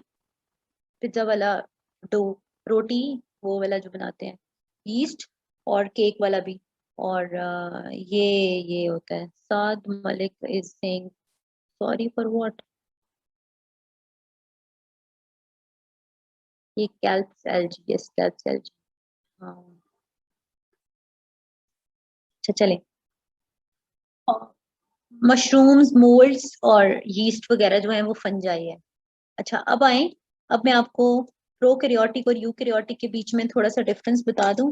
वैसे मैंने आपको एक रिवीजन क्लास रखेंगे, उसमें मैं आपको सारे डिफरेंसेस पढ़ाऊंगी. यूकैरियोटिक, प्रोकैरियोटिक, नो, नहीं ऐसे नहीं लिखते. Undefined nucleus. Undefined nucleus. इसका जो न्यूक्लियस होता है अनडिफाइंड होता है. Without nuclear membrane. उसकी न्यूक्लियर मेम्ब्रेन नहीं होती. ठीक है. एक तो ये होता है. या रुको, मैं इसको अगले पेज पे जरा सॉल्व करती हूँ, इतना अच्छा नहीं हो रहा.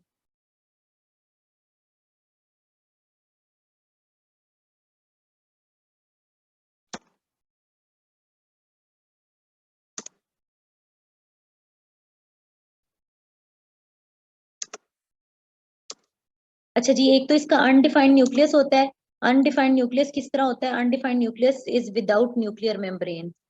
पहली चीज इसकी ये हो गई. दूसरी साइड पे यूकैरियोटिक लिखेंगे, उसके डिफरेंसेस, उसके पॉइंट्स लिख देंगे.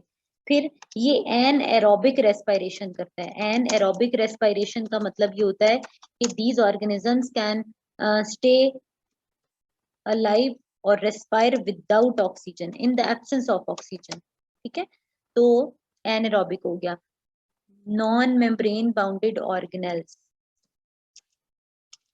Non membrane, non membrane bounded इनका न्यूक्लियस होता है और नॉन मेम्ब्रेन बाउंडेड ही इनके ऑर्गेनेल्स होते हैं। अब ये ऑर्गेनेल्स क्या बला होते हैं, ये देखो जैसे आपकी बॉडी के अंदर ऑर्गन्स होते हैं ना, तो सेल छोटा होता है, तो सेल के क्या होते हैं, ऑर्गेनेल्स, बेबी ऑर्गेनेल्स। हमारे ऑर्गन्स हम बड़े बड़े हैं, ठीक है, और इनके ऑर्गेनेल्स छोटे छोटे क्यूट क्यूट। ये हो गया। इसी के ऑपोजिट पॉइंट हम लिख देंगे तो वो क्या बन जाएगा, वो बन जाएगा यूकेरियोटिक। जो यूकेरियोटिक ऑर्गेनिजम्स थे वो थोड़े एडवांस थे। जब दुनिया बनी थी ना, तो हमारे सबसे पहले यहाँ पे जो ऑर्गेनिजम्स थे ना वो प्रोकैरियोटिक थे, क्योंकि ऑक्सीजन थोड़ी सी कम थी। तो इसका क्या होता है, इसका डिफाइंड न्यूक्लियस होता है। डिफाइंड न्यूक्लियस का मतलब क्या होता है, डिफाइंड न्यूक्लियस का मतलब होता है मेम्ब्रेन बाउंडेड न्यूक्लियस। उसकी न्यूक्लियस मेम्ब्रेन होती है, न्यूक्लियर मेम्ब्रेन होती है।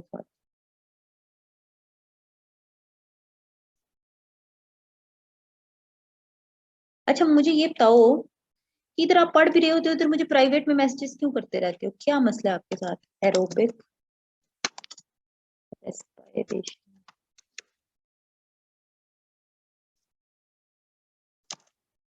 मेम्ब्रेन। एरोबिक रेस्पिरेशन का मतलब क्या होता है, एरोबिक रेस्पिरेशन होती है ये रेस्पायर करते हैं इन प्रेजेंस ऑफ ऑक्सीजन।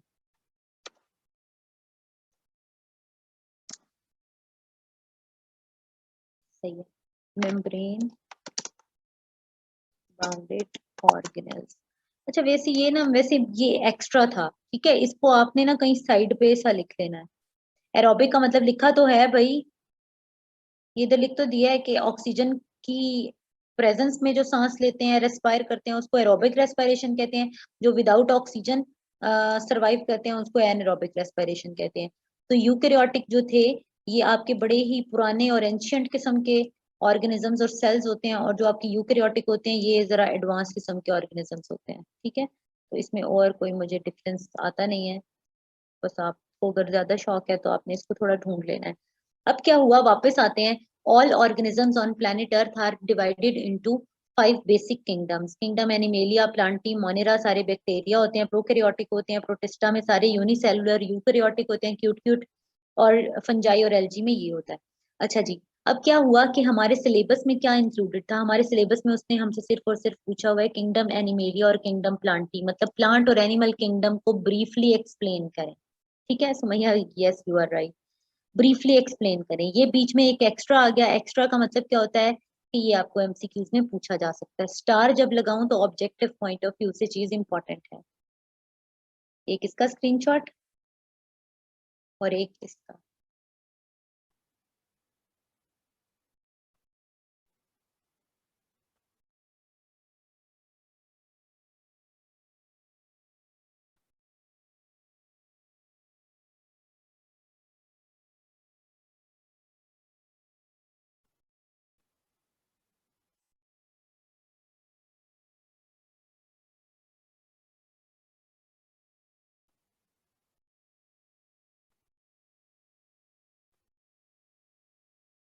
अब मैंने टाइम नहीं लगाना, अब मैंने ऐसे 5 मिनट के अंदर आपको पढ़ानी है एक चीज। अच्छा जी, सबसे पहले हम पढ़ते हैं प्लांट किंगडम। इधर क्या, प्लांट किंगडम। प्लांट किंगडम में जो सारे के सारे आपके प्लांट्स है ना, इन प्लांट्स को ना 2 टाइप्स में डिवाइड किया जाता है। अच्छा ब्लैक नहीं करते, इस तरह करते हैं। 2 टाइप्स में डिवाइड किया जाता है। वो 2 टाइप्स कौन कौन सी हैं, एक होते हैं आपके ग्रीन प्लांट्स और एक होते हैं आपके non green plants.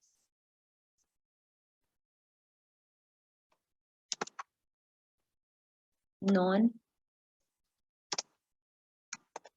Non green plants और ग्रीन प्लांट्स।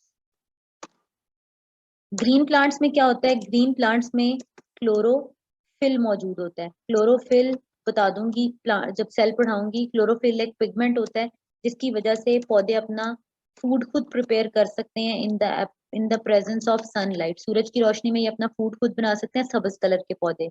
उसको क्या कहते हैं, उस प्रोसेस को जिसके थ्रू ये फूड बनाते हैं, that is known as photosynthesis. ठीक है, तो green plants can make their own food and non green plants are dependent, they depend on green plants for their survival और फूड। इनके अंदर कोई क्लोरोफिल नहीं होता, ये पैरासाइट कह लो इनको, कोई अगर किसी को इतराज ना हो तो। पैरासिटिक,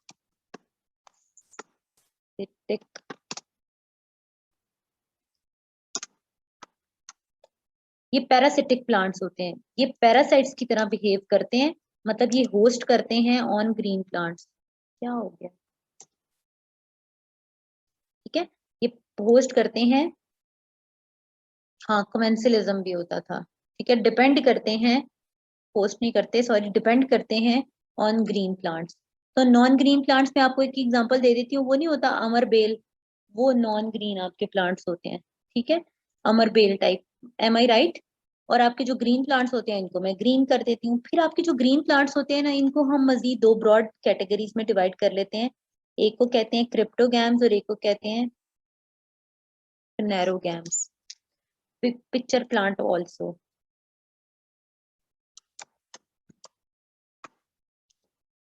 क्रिप्टोगैम्स, कोई है यहाँ पे, बॉटनी, बॉटनी होता है, हाँ जी, बॉटनी वाला, फिनेरोगैम्स, फिनेरोगैम्स और प्रिक्टोनिक क्रिप्टोगैम्स, क्रिप्टो करेंसी वाला से, आकाश बेल, अमर बेल, नॉट बेल। अच्छा अब मेमूना बस मुझे बताना, फिनेरोगैम्स जो होते हैं ये आपके सीडलेस प्लांट्स होते हैं, seedless plants, seedless plus non flowering plants, non, बस मैंने तो ये सिंपल सा इतना इतना ही बताना है, seedless and non flowering plants, ना तो इन पे सीड्स लगते हैं ना इनके फ्लावर्स लगते हैं। अच्छा सुनो जरा, अच्छा सुनो ना, ये आसान ही है शाहरुख, बस ये कल के लेक्चर के बाद बायो खत्म है, आगे सारी इंजीनियरिंग ही है, सुन लो आप, फिर इनकी शामत आएगी बायो वालों की। अच्छा, सीडलेस प्लांट्स और नॉन फ्लावरिंग प्लांट्स, आपने लोगों के कभी घर और उनकी दीवारें और उनके लॉन देखे हैं, उनके ऊपर एक ऐसे ग्रीन कारपेट की तरह पत्ते पत्ते पत्ते वाली एक बेल सी चढ़ी हुई होती है, ऐसे पूरा कवर होता है, वो फिनेरोगैम्स होते हैं। आपको उसके ऊपर कोई फ्लावर भी नजर नहीं आता और कोई सीड भी नजर नहीं आता, ठीक है। और मेमूना ने इसकी एग्जांपल भी लिखी है, प्लीज इधर से लिखते जाएं, मोजरेला और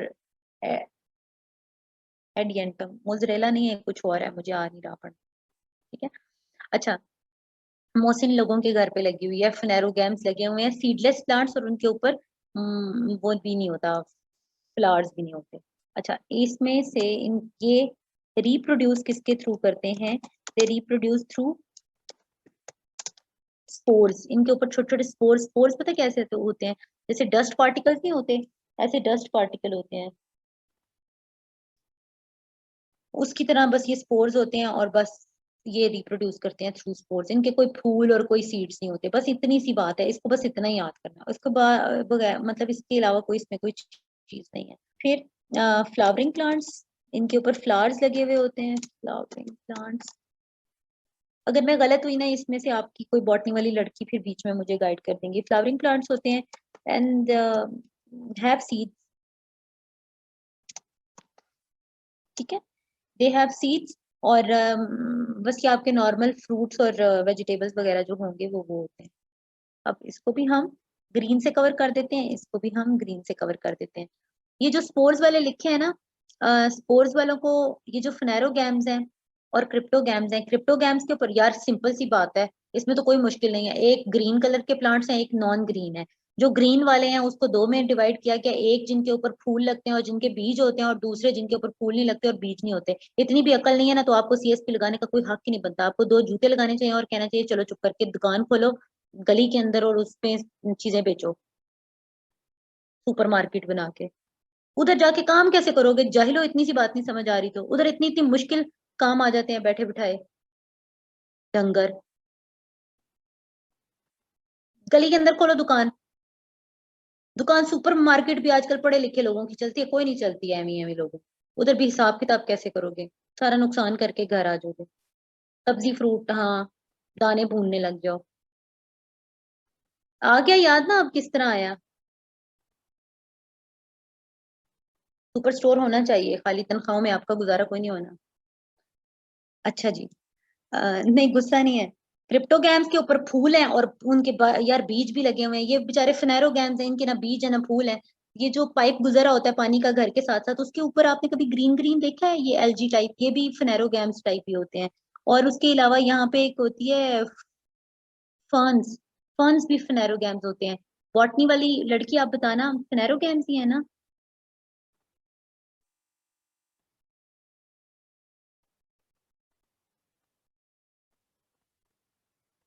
आयशा सलीम कहती हैं फिनेरो गैम्स में सीड्स होते हैं।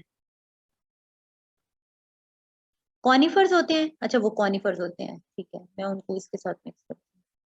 फर्न्स जो होते हैं वो होते हैं क्रिप्टो के, वो आगे। इन्होंने मुझे ही पागल कर दिया।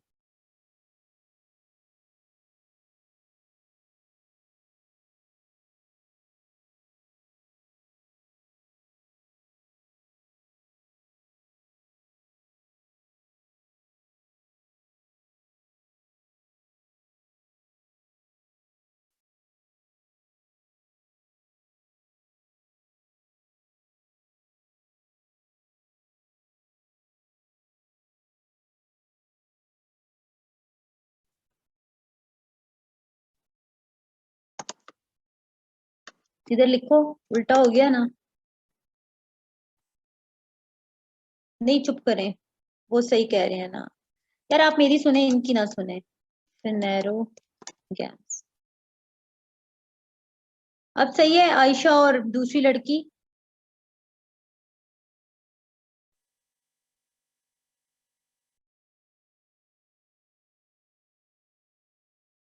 सॉरी, हाँ जी, आप बिल्कुल सही कह रही थी, मुझे याद आ गया, मैंने उल्टी साइड पे लिखा और फिर खुद ही भूल।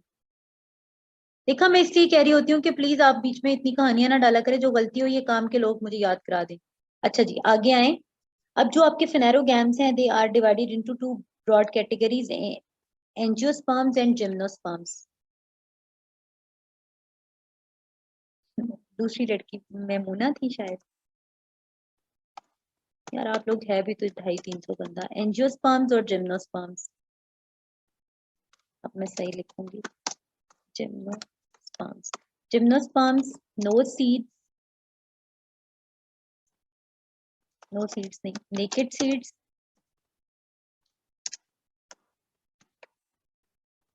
ठीक है, इनके नेकेड सीड्स होते हैं। और एंजियोस्पर्म्स हैव हिडन सीड।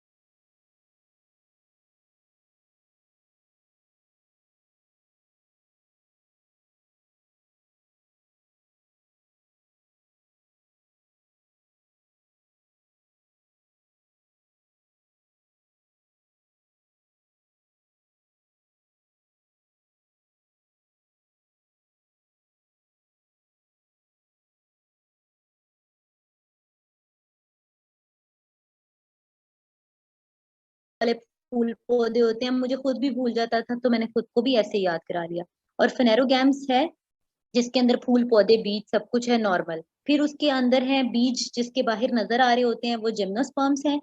और जो एंजियोस्पर्म्स हैं, इनके बीज अंदर छुपे हुए होते हैं नॉर्मल फ्रूट और सब्जियां। और ये वाले कॉनिफर स्पाइन्स जो आप नॉर्दर्न एरियाज में जाते हैं, बाहर गिरी होती हैं कोन्स, फिर उनको घर ले आते हैं, ड्राइंग रूम में रख देते हैं। ठीक है, वो हो गया। चलें जी, दैट्स इट। अब हम चलते हैं एनिमल किंगडम पे। यार आप लोग मुझे बहुत खपाते हो। अल्लाह माफ करी, 11:40 हो गया था, अब तक मैं कोई 25 टॉपिक करा चुकी होती। चलिए कोई बात नहीं।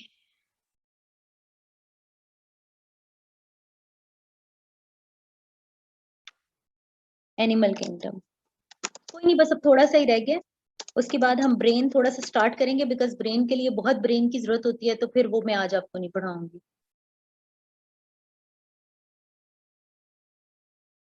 Animal kingdom. एनिमल किंगडम को दो ब्रॉड कैटेगरीज में डिवाइड किया जाता है, इनवर्टिब्रेट्स और वर्टिब्रेट्स। अच्छा, आपने मैडम रिदा के साथ कोई मजाक नहीं करना। मैडम रिदा 1 मिनट में क्लास से बाहर निकाल के फेंक देती हैं, अब मेरी तरह नहीं है वो, ठीक है। She is a serious personality, सही अफसर टाइप। एनिमल किंगडम, एक होते हैं इनवर्टिब्रेट्स।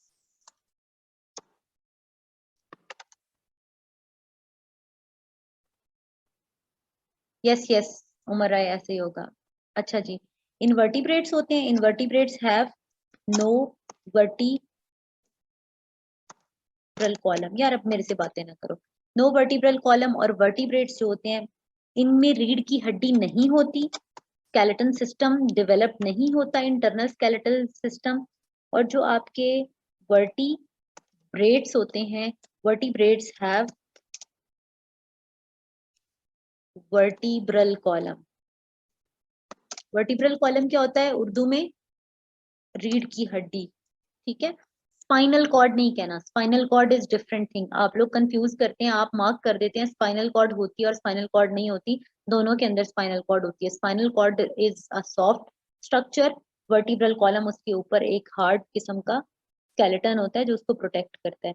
तो एनिमल किंगडम को दो ब्रॉड कैटेगरीज में डिवाइड किया जाता है, इनवर्टिब्रेट्स एंड वर्टिब्रेट्स। जो इनवर्टिब्रेट्स होते हैं, invertebrates have no vertebral column, no रीढ़ की हड्डी, and vertebrates have vertebral column. अच्छा, आपको लगता है वर्टिब्रेट्स बहुत ज्यादा हैं?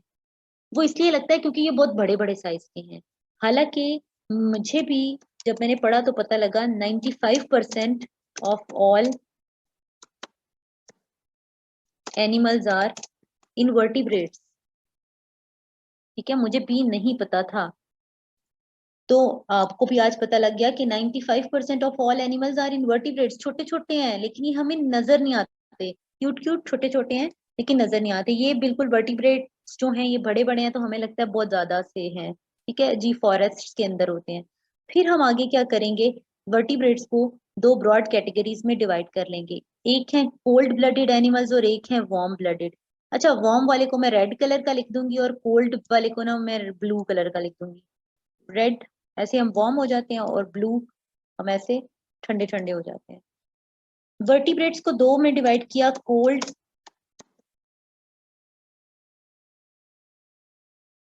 हो जाते हैं, बाहर गर्मी हो तो खुद ही भी गर्म हो जाते हैं। मतलब they can not maintain their body temperature, they can not retain their body temperature. इनके अंदर क्या आता है, इनके अंदर आपके आती हैं सारी टाइप की मछलियां जिसको हम फिशेस लिखते हैं। वैसे फिश का प्लूरल नहीं होता, लेकिन अगर ऑल काइंड्स और ऑल टाइप्स ऑफ फिश आपके पास हो तो फिर उसको फिशेस कहते हैं। अगली चीज आती है रेप्टाइल्स। रेप्टाइल्स होते हैं ऑल काइंड्स ऑफ छिपकलियां टाइप, लिजर्ड टाइप जो जान एनिमल नहीं होते वो। और फिर आपके आगे आ जाते हैं एम्फीबियंस। एम्फीबियंस में मेंढक टाइप चीजें।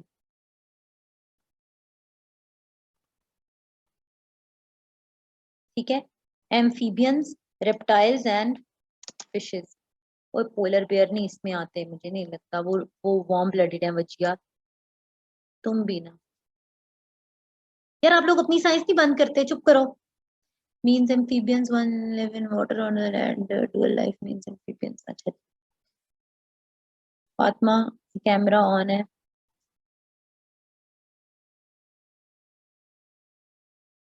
अच्छा जी, ये आपके हो गए cold blooded animals. Fatima Fatima का वो स्टक हो गया, चुप करें। कोल्ड ब्लडेड एनिमल्स जो हैं ये अपना बॉडी टेम्परेचर मेंटेन नहीं कर पाते। सो कोल्ड ब्लडेड एनिमल्स में फिशेस, रेप्टाइल्स और एम्फीबियंस मौजूद हैं। देन हम चले जाते हैं वार्म ब्लडेड एनिमल्स की तरफ।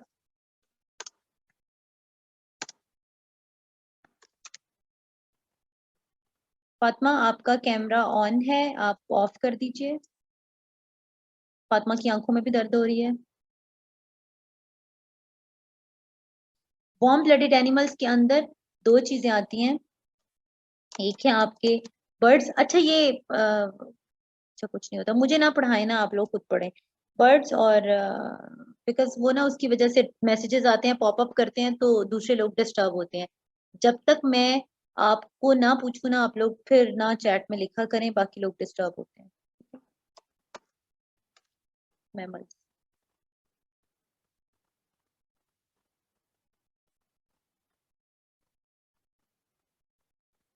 मैमल्स और ब्लड्स, ब्लड्स नहीं बर्ड्स। वार्म ब्लडेड एनिमल्स कौन से होते हैं पूरा लिखिएगा। वार्म ब्लडेड एनिमल्स में बर्ड्स आते हैं और मैमल्स आते हैं। देन आपके जो मैमल्स हैं, मैमल्स को दो टाइप्स में डिवाइड किया जाता है। फातिमा अब पागल ही ना हो, जो कैमरा ऑफ कर दो, पूरी स्क्रीन कवर हो जाती है। वैसे हमें कोई मसला नहीं है, लोगों ने लेक्चर लेना होता है। अच्छा जी, मैमल्स जो हैं, मैमल्स को फिर आप दो टाइप्स में डिवाइड करते हैं। एक होते हैं normal mammals. Warm blooded animals हमारी तरह होते हैं अली रजा।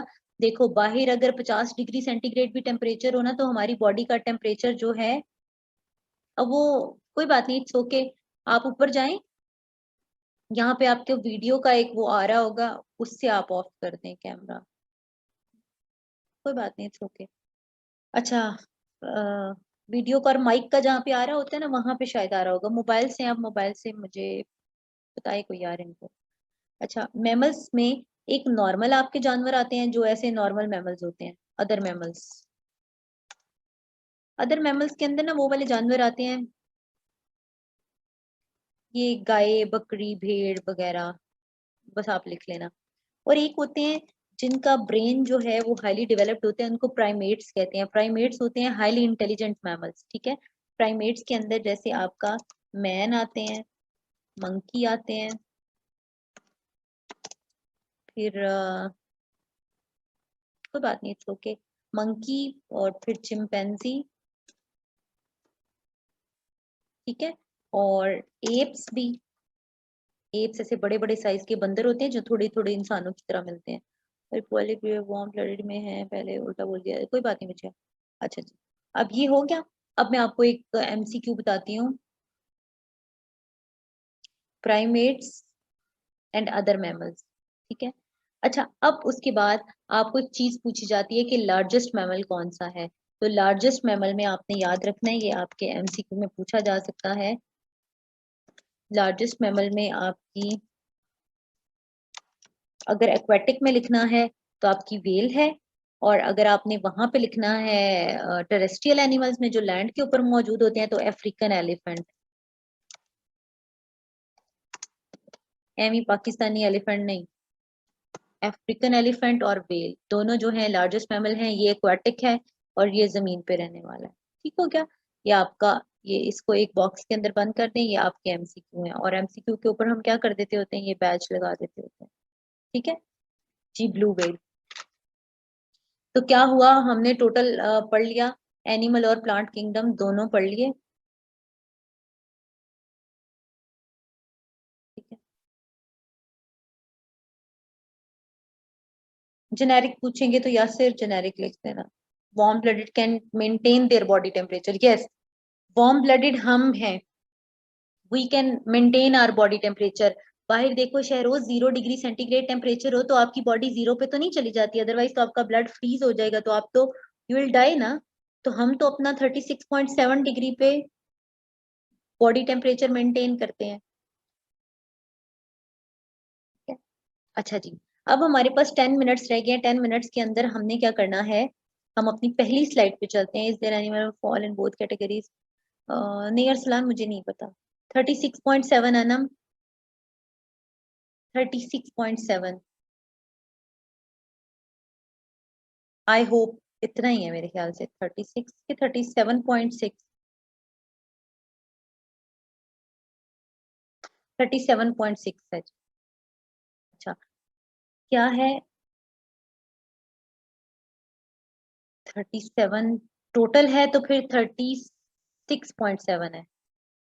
अगर 38 है तो फिर 37.6 है। सर्कुलेटरी सिस्टम पढ़ लिया, प्लांट और एनिमल किंगडम पढ़ लिया, और नर्वस सिस्टम को हम स्टार्ट करते हैं, लेकिन ब्रेन पढ़ना नहीं, अभी स्टार्ट करेंगे। नर्वस सिस्टम का एक फ्लो चार्ट बना देती हूँ, उसको स्टार्ट करा देती हूँ, देन हम आगे चलेंगे। फातिमा ने बात खत्म कर दी।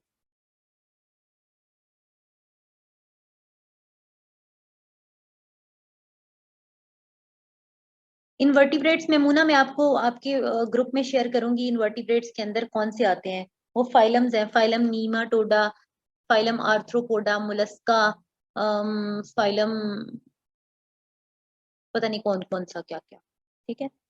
Annelida, echinodermata, platyhelminthes, cnidaria, protozoa, porifera, इस तरह के, ठीक है, ये आपको आते हैं। अरे छोड़ो, सीलन ट्रेटा भी होता है, इसलिए मैंने इधर नहीं लिखे, सारे परेशान होके भाग जाएंगे।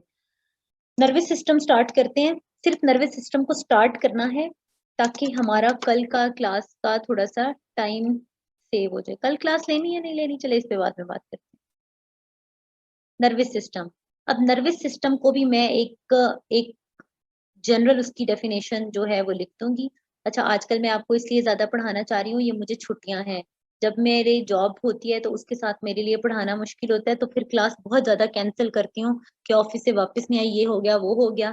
तो उसकी वजह से मैं कह रही थी ये जो डेज है मैं ज्यादा यूज करके अपने लेक्चर सारे ले लूं, ताकि आप बाद में मैडम से मैथ्स पढ़ते रहें। नाइट में ही होगी, दिन में नहीं होगी, ठीक है। Nervous system is a system through which control coordination, जी जी ऐसे ही कर रही हूँ। Nervous system is a system through which, लिखो प्लीज, थ्रू विच कंट्रोल, वरना नेक्स्ट बैचेस जो है ना, वो 10 दिन का बैच होता है, उनपे 1 मंथ समटाइम्स मुझसे लग जाता है। लास्ट बैच के साथ यही हुआ है, पूरा रमजान उनपे इसलिए लग गया बिकॉज बहुत ज्यादा मसले मसाइल थे जॉब के, जिसकी वजह से क्लास बहुत कैंसिल और डिले होती थी। अच्छा ठीक है Maria, nervous system is a system, nervous system is a system through which control, coordination and processing of bodily functions takes place। Chat भी जरूरी है ना, इंटरेक्टिव होता है। 10 बजे होगी क्लास, चुप बस। nervous system is a system through which control, coordination and processing of bodily functions, ठीक है। नर्वस सिस्टम ऐसा सिस्टम है जो बॉडी के, इसको सीसीपी करके मैंने याद किया हुआ था, सीसीपी कंट्रोल कराता है बहुत सारे ऑर्गन्स के। नर्वस सिस्टम हमारा बहुत सारे चीजों को कंट्रोल करता है, ठीक है। बहुत सारे ऑर्गन्स के बीच में कोऑर्डिनेशन करवाता है, और बहुत सारे बायोकेमिकल प्रोसेसेस को कंप्लीट करता है। फिर नर्वस सिस्टम के अंडर कंपोनेंट्स कितने आते हैं? नर्वस सिस्टम के अंदर आते हैं 2 किस्म के कंपोनेंट्स, ठीक है। कंट्रोल है ना, पूरे मुल्क को कंट्रोल करता है, कोऑर्डिनेशन कराता है इदारों के बीच में, और बहुत सारे काम खुद परफॉर्म करता है जो इदारे नहीं कर सकते। तो जो ऐसा सिस्टम होता है ना, उसके पास एक होता है हेडक्वार्टर, ऐसे याद रखना है आपने, headquarter is like a brain. क्या आपको याद रह जाएगा? ब्रेन, ब्रेन है, और हेडक्वार्टर को जो रोड जाती है वो क्या है? Spinal cord. स्पाइनल कॉर्ड ये होता है, स्पेलिंग है ना, नहीं हुआ तो CH वाले लिख लेने आपने, बस देख लेना है आपने खुद ही, स्पेलिंग में थोड़ा सा गलत हो जाता है मेरे से। तो ब्रेन और spinal cord, brain is your headquarter, headquarter के पास सारी इंफॉर्मेशन आती है, एक रोड है हेडक्वार्टर की तरफ जाता हुआ, स्पाइनल कॉर्ड। और हेडक्वार्टर को जो सारी इंफॉर्मेशन प्रोवाइड करता है वो कौन करता है? यार गलत हो गया, मैं भी कर लिखती हूँ। एक होता है आपका सेंट्रल नर्वस सिस्टम, और एक होता है आपका पेरिफेरल नर्वस सिस्टम। जो सेंट्रल नर्वस सिस्टम है that is like your headquarter, central nervous system, ठीक है।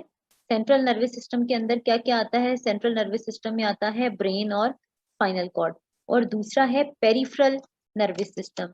पेरिफेरल नर्वस सिस्टम का मतलब होता है ये आपकी पूरी की पूरी बॉडी के अंदर स्प्रेड हुआ हुआ है। आप लोग थक भी गए होंगे, बस अब खत्म होने वाला है, just 5 more minutes। Peripheral nervous system का मतलब ये होता है ये आपकी पूरी की पूरी पेरिफ्रीज में स्प्रेड हुआ है। पेरिफ्री क्या होती है? किनारे, बॉडी हर तरफ, ठीक है। तो पेरिफेरल नर्वस सिस्टम के अंदर सबसे पहले आते हैं, पेरिफेरल नर्वस सिस्टम के अंदर क्या आते हैं? न्यूरॉन्स, आपके स्पाइस जो पूरे के पूरे मुल्क के अंदर फैले हुए होते हैं, ठीक है। सबसे पहले न्यूरॉन्स कौन से होते हैं? सेंसरी न्यूरॉन्स, जो सारी की सारी इंफॉर्मेशन इकट्ठी करके ब्रेन तक लाते हैं, जिनको क्या कहते हैं? Information collectors. सुनना, देखना, बोलना, pain, touch, texture, every kind of stimulus, ठीक है। Every kind of information is collected और सेंस्ड बाय सेंसरी न्यूरॉन्स। ठीक हो गया? ये कलेक्ट करके ब्रेन तक ले आए। ब्रेन के एक हिस्से से दूसरे हिस्से तक मैसेज पहुंचाना, वो फाइनेंस वालों का काम है, एचआर वालों का काम है, आईटी वालों का काम है, एडमिन वालों का काम है। जिस ऑफ हेडक्वार्टर में आ गई इंफॉर्मेशन, हेडक्वार्टर में आ गई, अब किस डिपार्टमेंट को भेजनी है, तो वो जो भेजने का काम होता है ना, वो काम होता है इंटरमीडिएट न्यूरॉन्स का, या इनको मैं कहती हूँ इंटर न्यूरॉन्स। नोट्स खोल के पढ़ना, उसके अंदर लिखा भी हुआ है। Inter neurons are present within brain. तो ये क्या कराते हैं? ये कोऑर्डिनेशन बिटवीन डिफरेंट, बस डिफरेंट हाफ लिखती हूँ, डिफरेंट पार्ट्स ऑफ ब्रेन। ये ब्रेन के एक हिस्से से दूसरे हिस्से तक मैसेज पहुंचाते हैं। इनको हम क्या कहते हैं? इंटर न्यूरॉन्स और इंटरमीडिएट न्यूरॉन्स, ठीक है। सेंसरी न्यूरॉन्स इंफॉर्मेशन कलेक्टर्स, और inter neurons coordination between different parts of brain. Then उसके बाद आ जाते हैं मोटर न्यूरॉन्स। मोटर न्यूरॉन्स जो हैं आर एक्शन परफॉर्मर्स। ये ब्रेन ने इंफॉर्मेशन को प्रोसेस किया, सेंसरी न्यूरॉन्स इंफॉर्मेशन कलेक्ट करके लाए, आपके हाथ के ऊपर नीडल प्रिक की, उसकी आपको दर्द हुई, वो दर्द का मैसेज आपके हाथ से होता होता होता ब्रेन को गया। ब्रेन के एक हिस्से से दूसरे हिस्से तक जिसने दर्द को प्रोसेस करना था, पेन को प्रोसेस करना था, मैसेज कन्वे किया इंटर न्यूरॉन्स ने। इंटर न्यूरॉन्स ने जब ब्रेन ने जब प्रोसेस कर लिया, तो उन्होंने आगे से मैसेज कन्वे किया मोटर न्यूरॉन्स को। मोटर न्यूरॉन्स ने मैसेज आपको कहाँ, किसको दिया? मैसेज दिया आपके इफेक्टर्स को और मसल्स को, कि आप बाइसेप या ट्राइसेप मसल को ऑर्डर दिया कि आप अपना हाथ पीछे कर लें, ये दर्द हो रही है आपको। एकदम हम हाथ पीछे नहीं कर लेते, ठीक है, वो रिफ्लेक्स एक्शन जो होता है, तो ये इन तीनों न्यूरॉन्स के थ्रू होता है। तो आपके नर्वस सिस्टम को दो पार्ट्स में डिवाइड किया जाता है, central nervous system and peripheral nervous system. Central nervous system is like a headquarter which processes all kind of information, and peripheral nervous system is spread inside your whole body and divided into 3 types of networks. Sensory neurons, they collect information or sense all kinds of stimuli. Then interneurons, that are important for coordination between or among different parts of brain. And motor neurons convey messages or orders to effectors or muscles, और action performers ये action करा देते हैं। ठीक है जी, ये आपका सारा का सारा यहाँ तक हो गया। कल हमने क्या करना है? कल जैसे ही मैंने पहले ही कहा था 5 मिनट रह गए, आपकी ओवर एक्टिंग की जरूरत नहीं थी। अली रजा और मोहम्मद वसीम, मोहम्मद मुजम्मिल रजा और मोहम्मद वसीम और कौन से? मुजम्मिल रजा नहीं, मैंने पहले ही कहा था 5 मिनट रहते हैं। एंड इट्स 11:59, 4 मिनट हुए हैं अभी, एम ही शुरू हो जाते हैं, मतलब इसकी जरूरत नहीं थी। अली रजा एवी मेरे मुंह से निकल गया।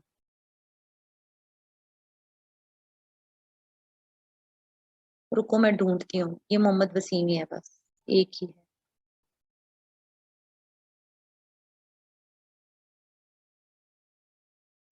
कल जो है, कल हमने, आप जी जो बीच में ये जो ओवर एक्टिंग करते हैं ना, उससे जो मेरी काम की बात होती है वो निकल जाती है और मैं भी आपकी तरह फजूल बातें करना शुरू हो जाती हूँ। कल जो है, कल आपको सेंट्रल नर्वस सिस्टम पढ़ाएंगे पूरा का पूरा, जिसमें हम ब्रेन पढ़ेंगे, और ब्रेन आपके ह्यूमन फिजियोलॉजी में इंक्लूडेड है। पेरिफेरल नर्वस सिस्टम आपको बस इतना ही पढ़ाना था, बाकी नोट्स के अंदर सेंसरी न्यूरॉन्स, इंटर और मोटर न्यूरॉन्स की दो दो तीन तीन लाइनें जो हैं वो लिखी हुई हैं। ठीक है, और बस ब्रेन हम कल स्टार्ट करेंगे इंशाल्लाह इंशाल्लाह, और इसको कंप्लीट कर देंगे। इंपॉर्टेंट टॉपिक है, इंपॉर्टेंट लेक्चर है, मिस नहीं करना आपने। आई ट्राई के क्लास लूंगी, लेकिन अगर ना भी हुई तो फिर नहीं होगी क्लास।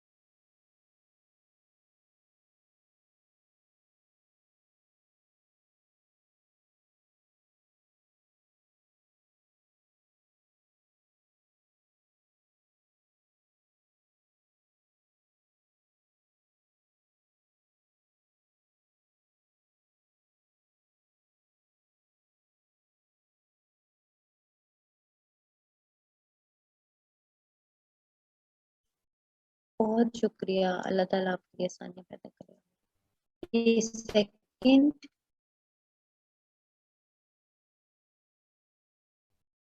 सॉरी, ये थर्ड, प्लांट किंगडम स्टार्ट किया था, फिर एनिमल और प्रोकैरियोटिक और यूकैरियोटिक बताया था, फिर प्लांट किंगडम। तानिया, अल्लाह हाफिज। फिर एनिमल किंगडम। आमीन जी। सुमैया, मुझे इंग्लिश नहीं आती पढ़ानी। इंग्लिश बहुत सोफिस्टिकेटेड लोग पढ़ाते हैं यार, I am a very raw kind of person. फिर ये सेवंथ, नर्वस सिस्टम। ठीक है, सी यू टुमारो इंशाल्लाह। कोशिश करें कि कल थोड़ा सा ज्यादा पढ़ लें, अल्लाह का वास्ते कल बायो थोड़ी कंप्लीट कर दें। ठीक है? आमीन आमीन उमर, बहुत शुक्रिया आपका। कल थोड़े इंपॉर्टेंट टॉपिक हम पढ़ते हैं। नहीं, नोट किया करें बस, फिर भी स्क्रीनशॉट इन्होंने लेने होते हैं जी। ससी फ्रेंड है, ससी फ्रेंड है, कुलीग थी ना, हम नोआ में इकट्ठे पढ़ाते थे, बिलाल पाशा और मैडम ससी। इधर कुलीग थे और दोस्त भी हैं। मैडम ससी की जो बहन है मारवी, वो ज्यादा करीबी दोस्त है। ठीक है जी, चलें, अपना ख्याल रखें, अल्लाह हाफिज। हाँ, बिलाल पाशा वो बहुत अच्छा पढ़ाते हैं। और मैडम जो है इंग्लिश कंपोजिशन के लिए मैडम ससी, उनके हाईएस्ट मार्क्स थे। अच्छा, पाशा का भी ऐसा ही है, मैंने पाशा को कभी पढ़ाते नहीं देखा। Pasha is like my younger brother, उसको तो मैं डांटती रहती हूँ इसी तरह। तो पाशा को पढ़ाते नहीं देखा, लेकिन he is a sweet heart. He is a sweet heart seriously. और वो भी एक एक चीज एक्सप्लेन करता है, मुझे इतना पता है। बहुत अच्छा पढ़ाते हैं, नो डाउट, नो डाउट, बहुत अच्छा इंसान है, बहुत सॉफ्ट बोलता है। सर कामरान, हाँ सर कामरान सगीर भी ही स्कूल वो मेरे साथ पढ़ाते थे, अभी कहाँ पढ़ाते हैं। अब वो नोआ में पढ़ाते होते थे।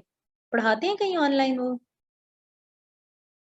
पब्लिक एड, मैं बताऊंगी। हाँ, पाशा, पाशा बहुत अच्छा बनता है। मैम फरा, वो उधर, वही उधर ही पढ़ाते हैं ना, वो लोग तो नोआ में पढ़ाते हैं, ये लोग तो प्राइवेट नहीं पढ़ाते ना। बिलाल पाशा पाक यूएस हिस्ट्री के हैं जी। कामरान सगीर और फरा भी कोलीग्स थे, वो उधर ही पढ़ाते हैं।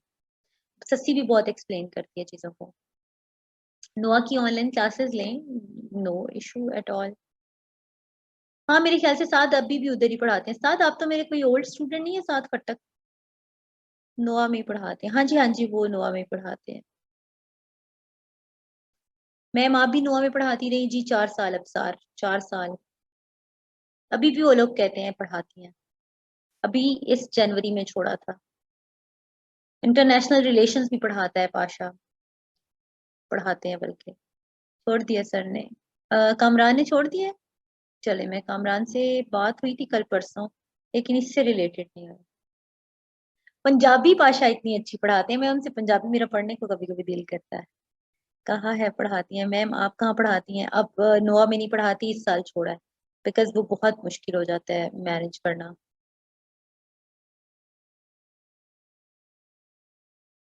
ठीक है जी, अपना बहुत ख्याल रखिएगा। पंजाबी तो कमाल पढ़ाते हैं, नो डाउट आयशा सलीम। बहुत ख्याल रखिएगा, अल्लाह हाफिज जी, बाय बाय, क्लास एंड कर रही हूँ।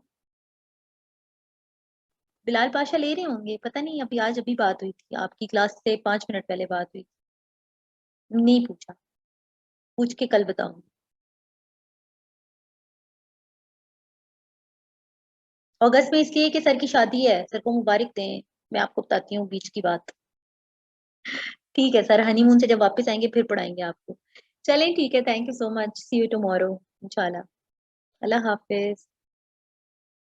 यार अभी भी हार्ट की स्लाइड नहीं देखी तो बंदा आपको क्या कहे अब। बस अब भेज दूंगी उधर। अल्लाह हाफिज।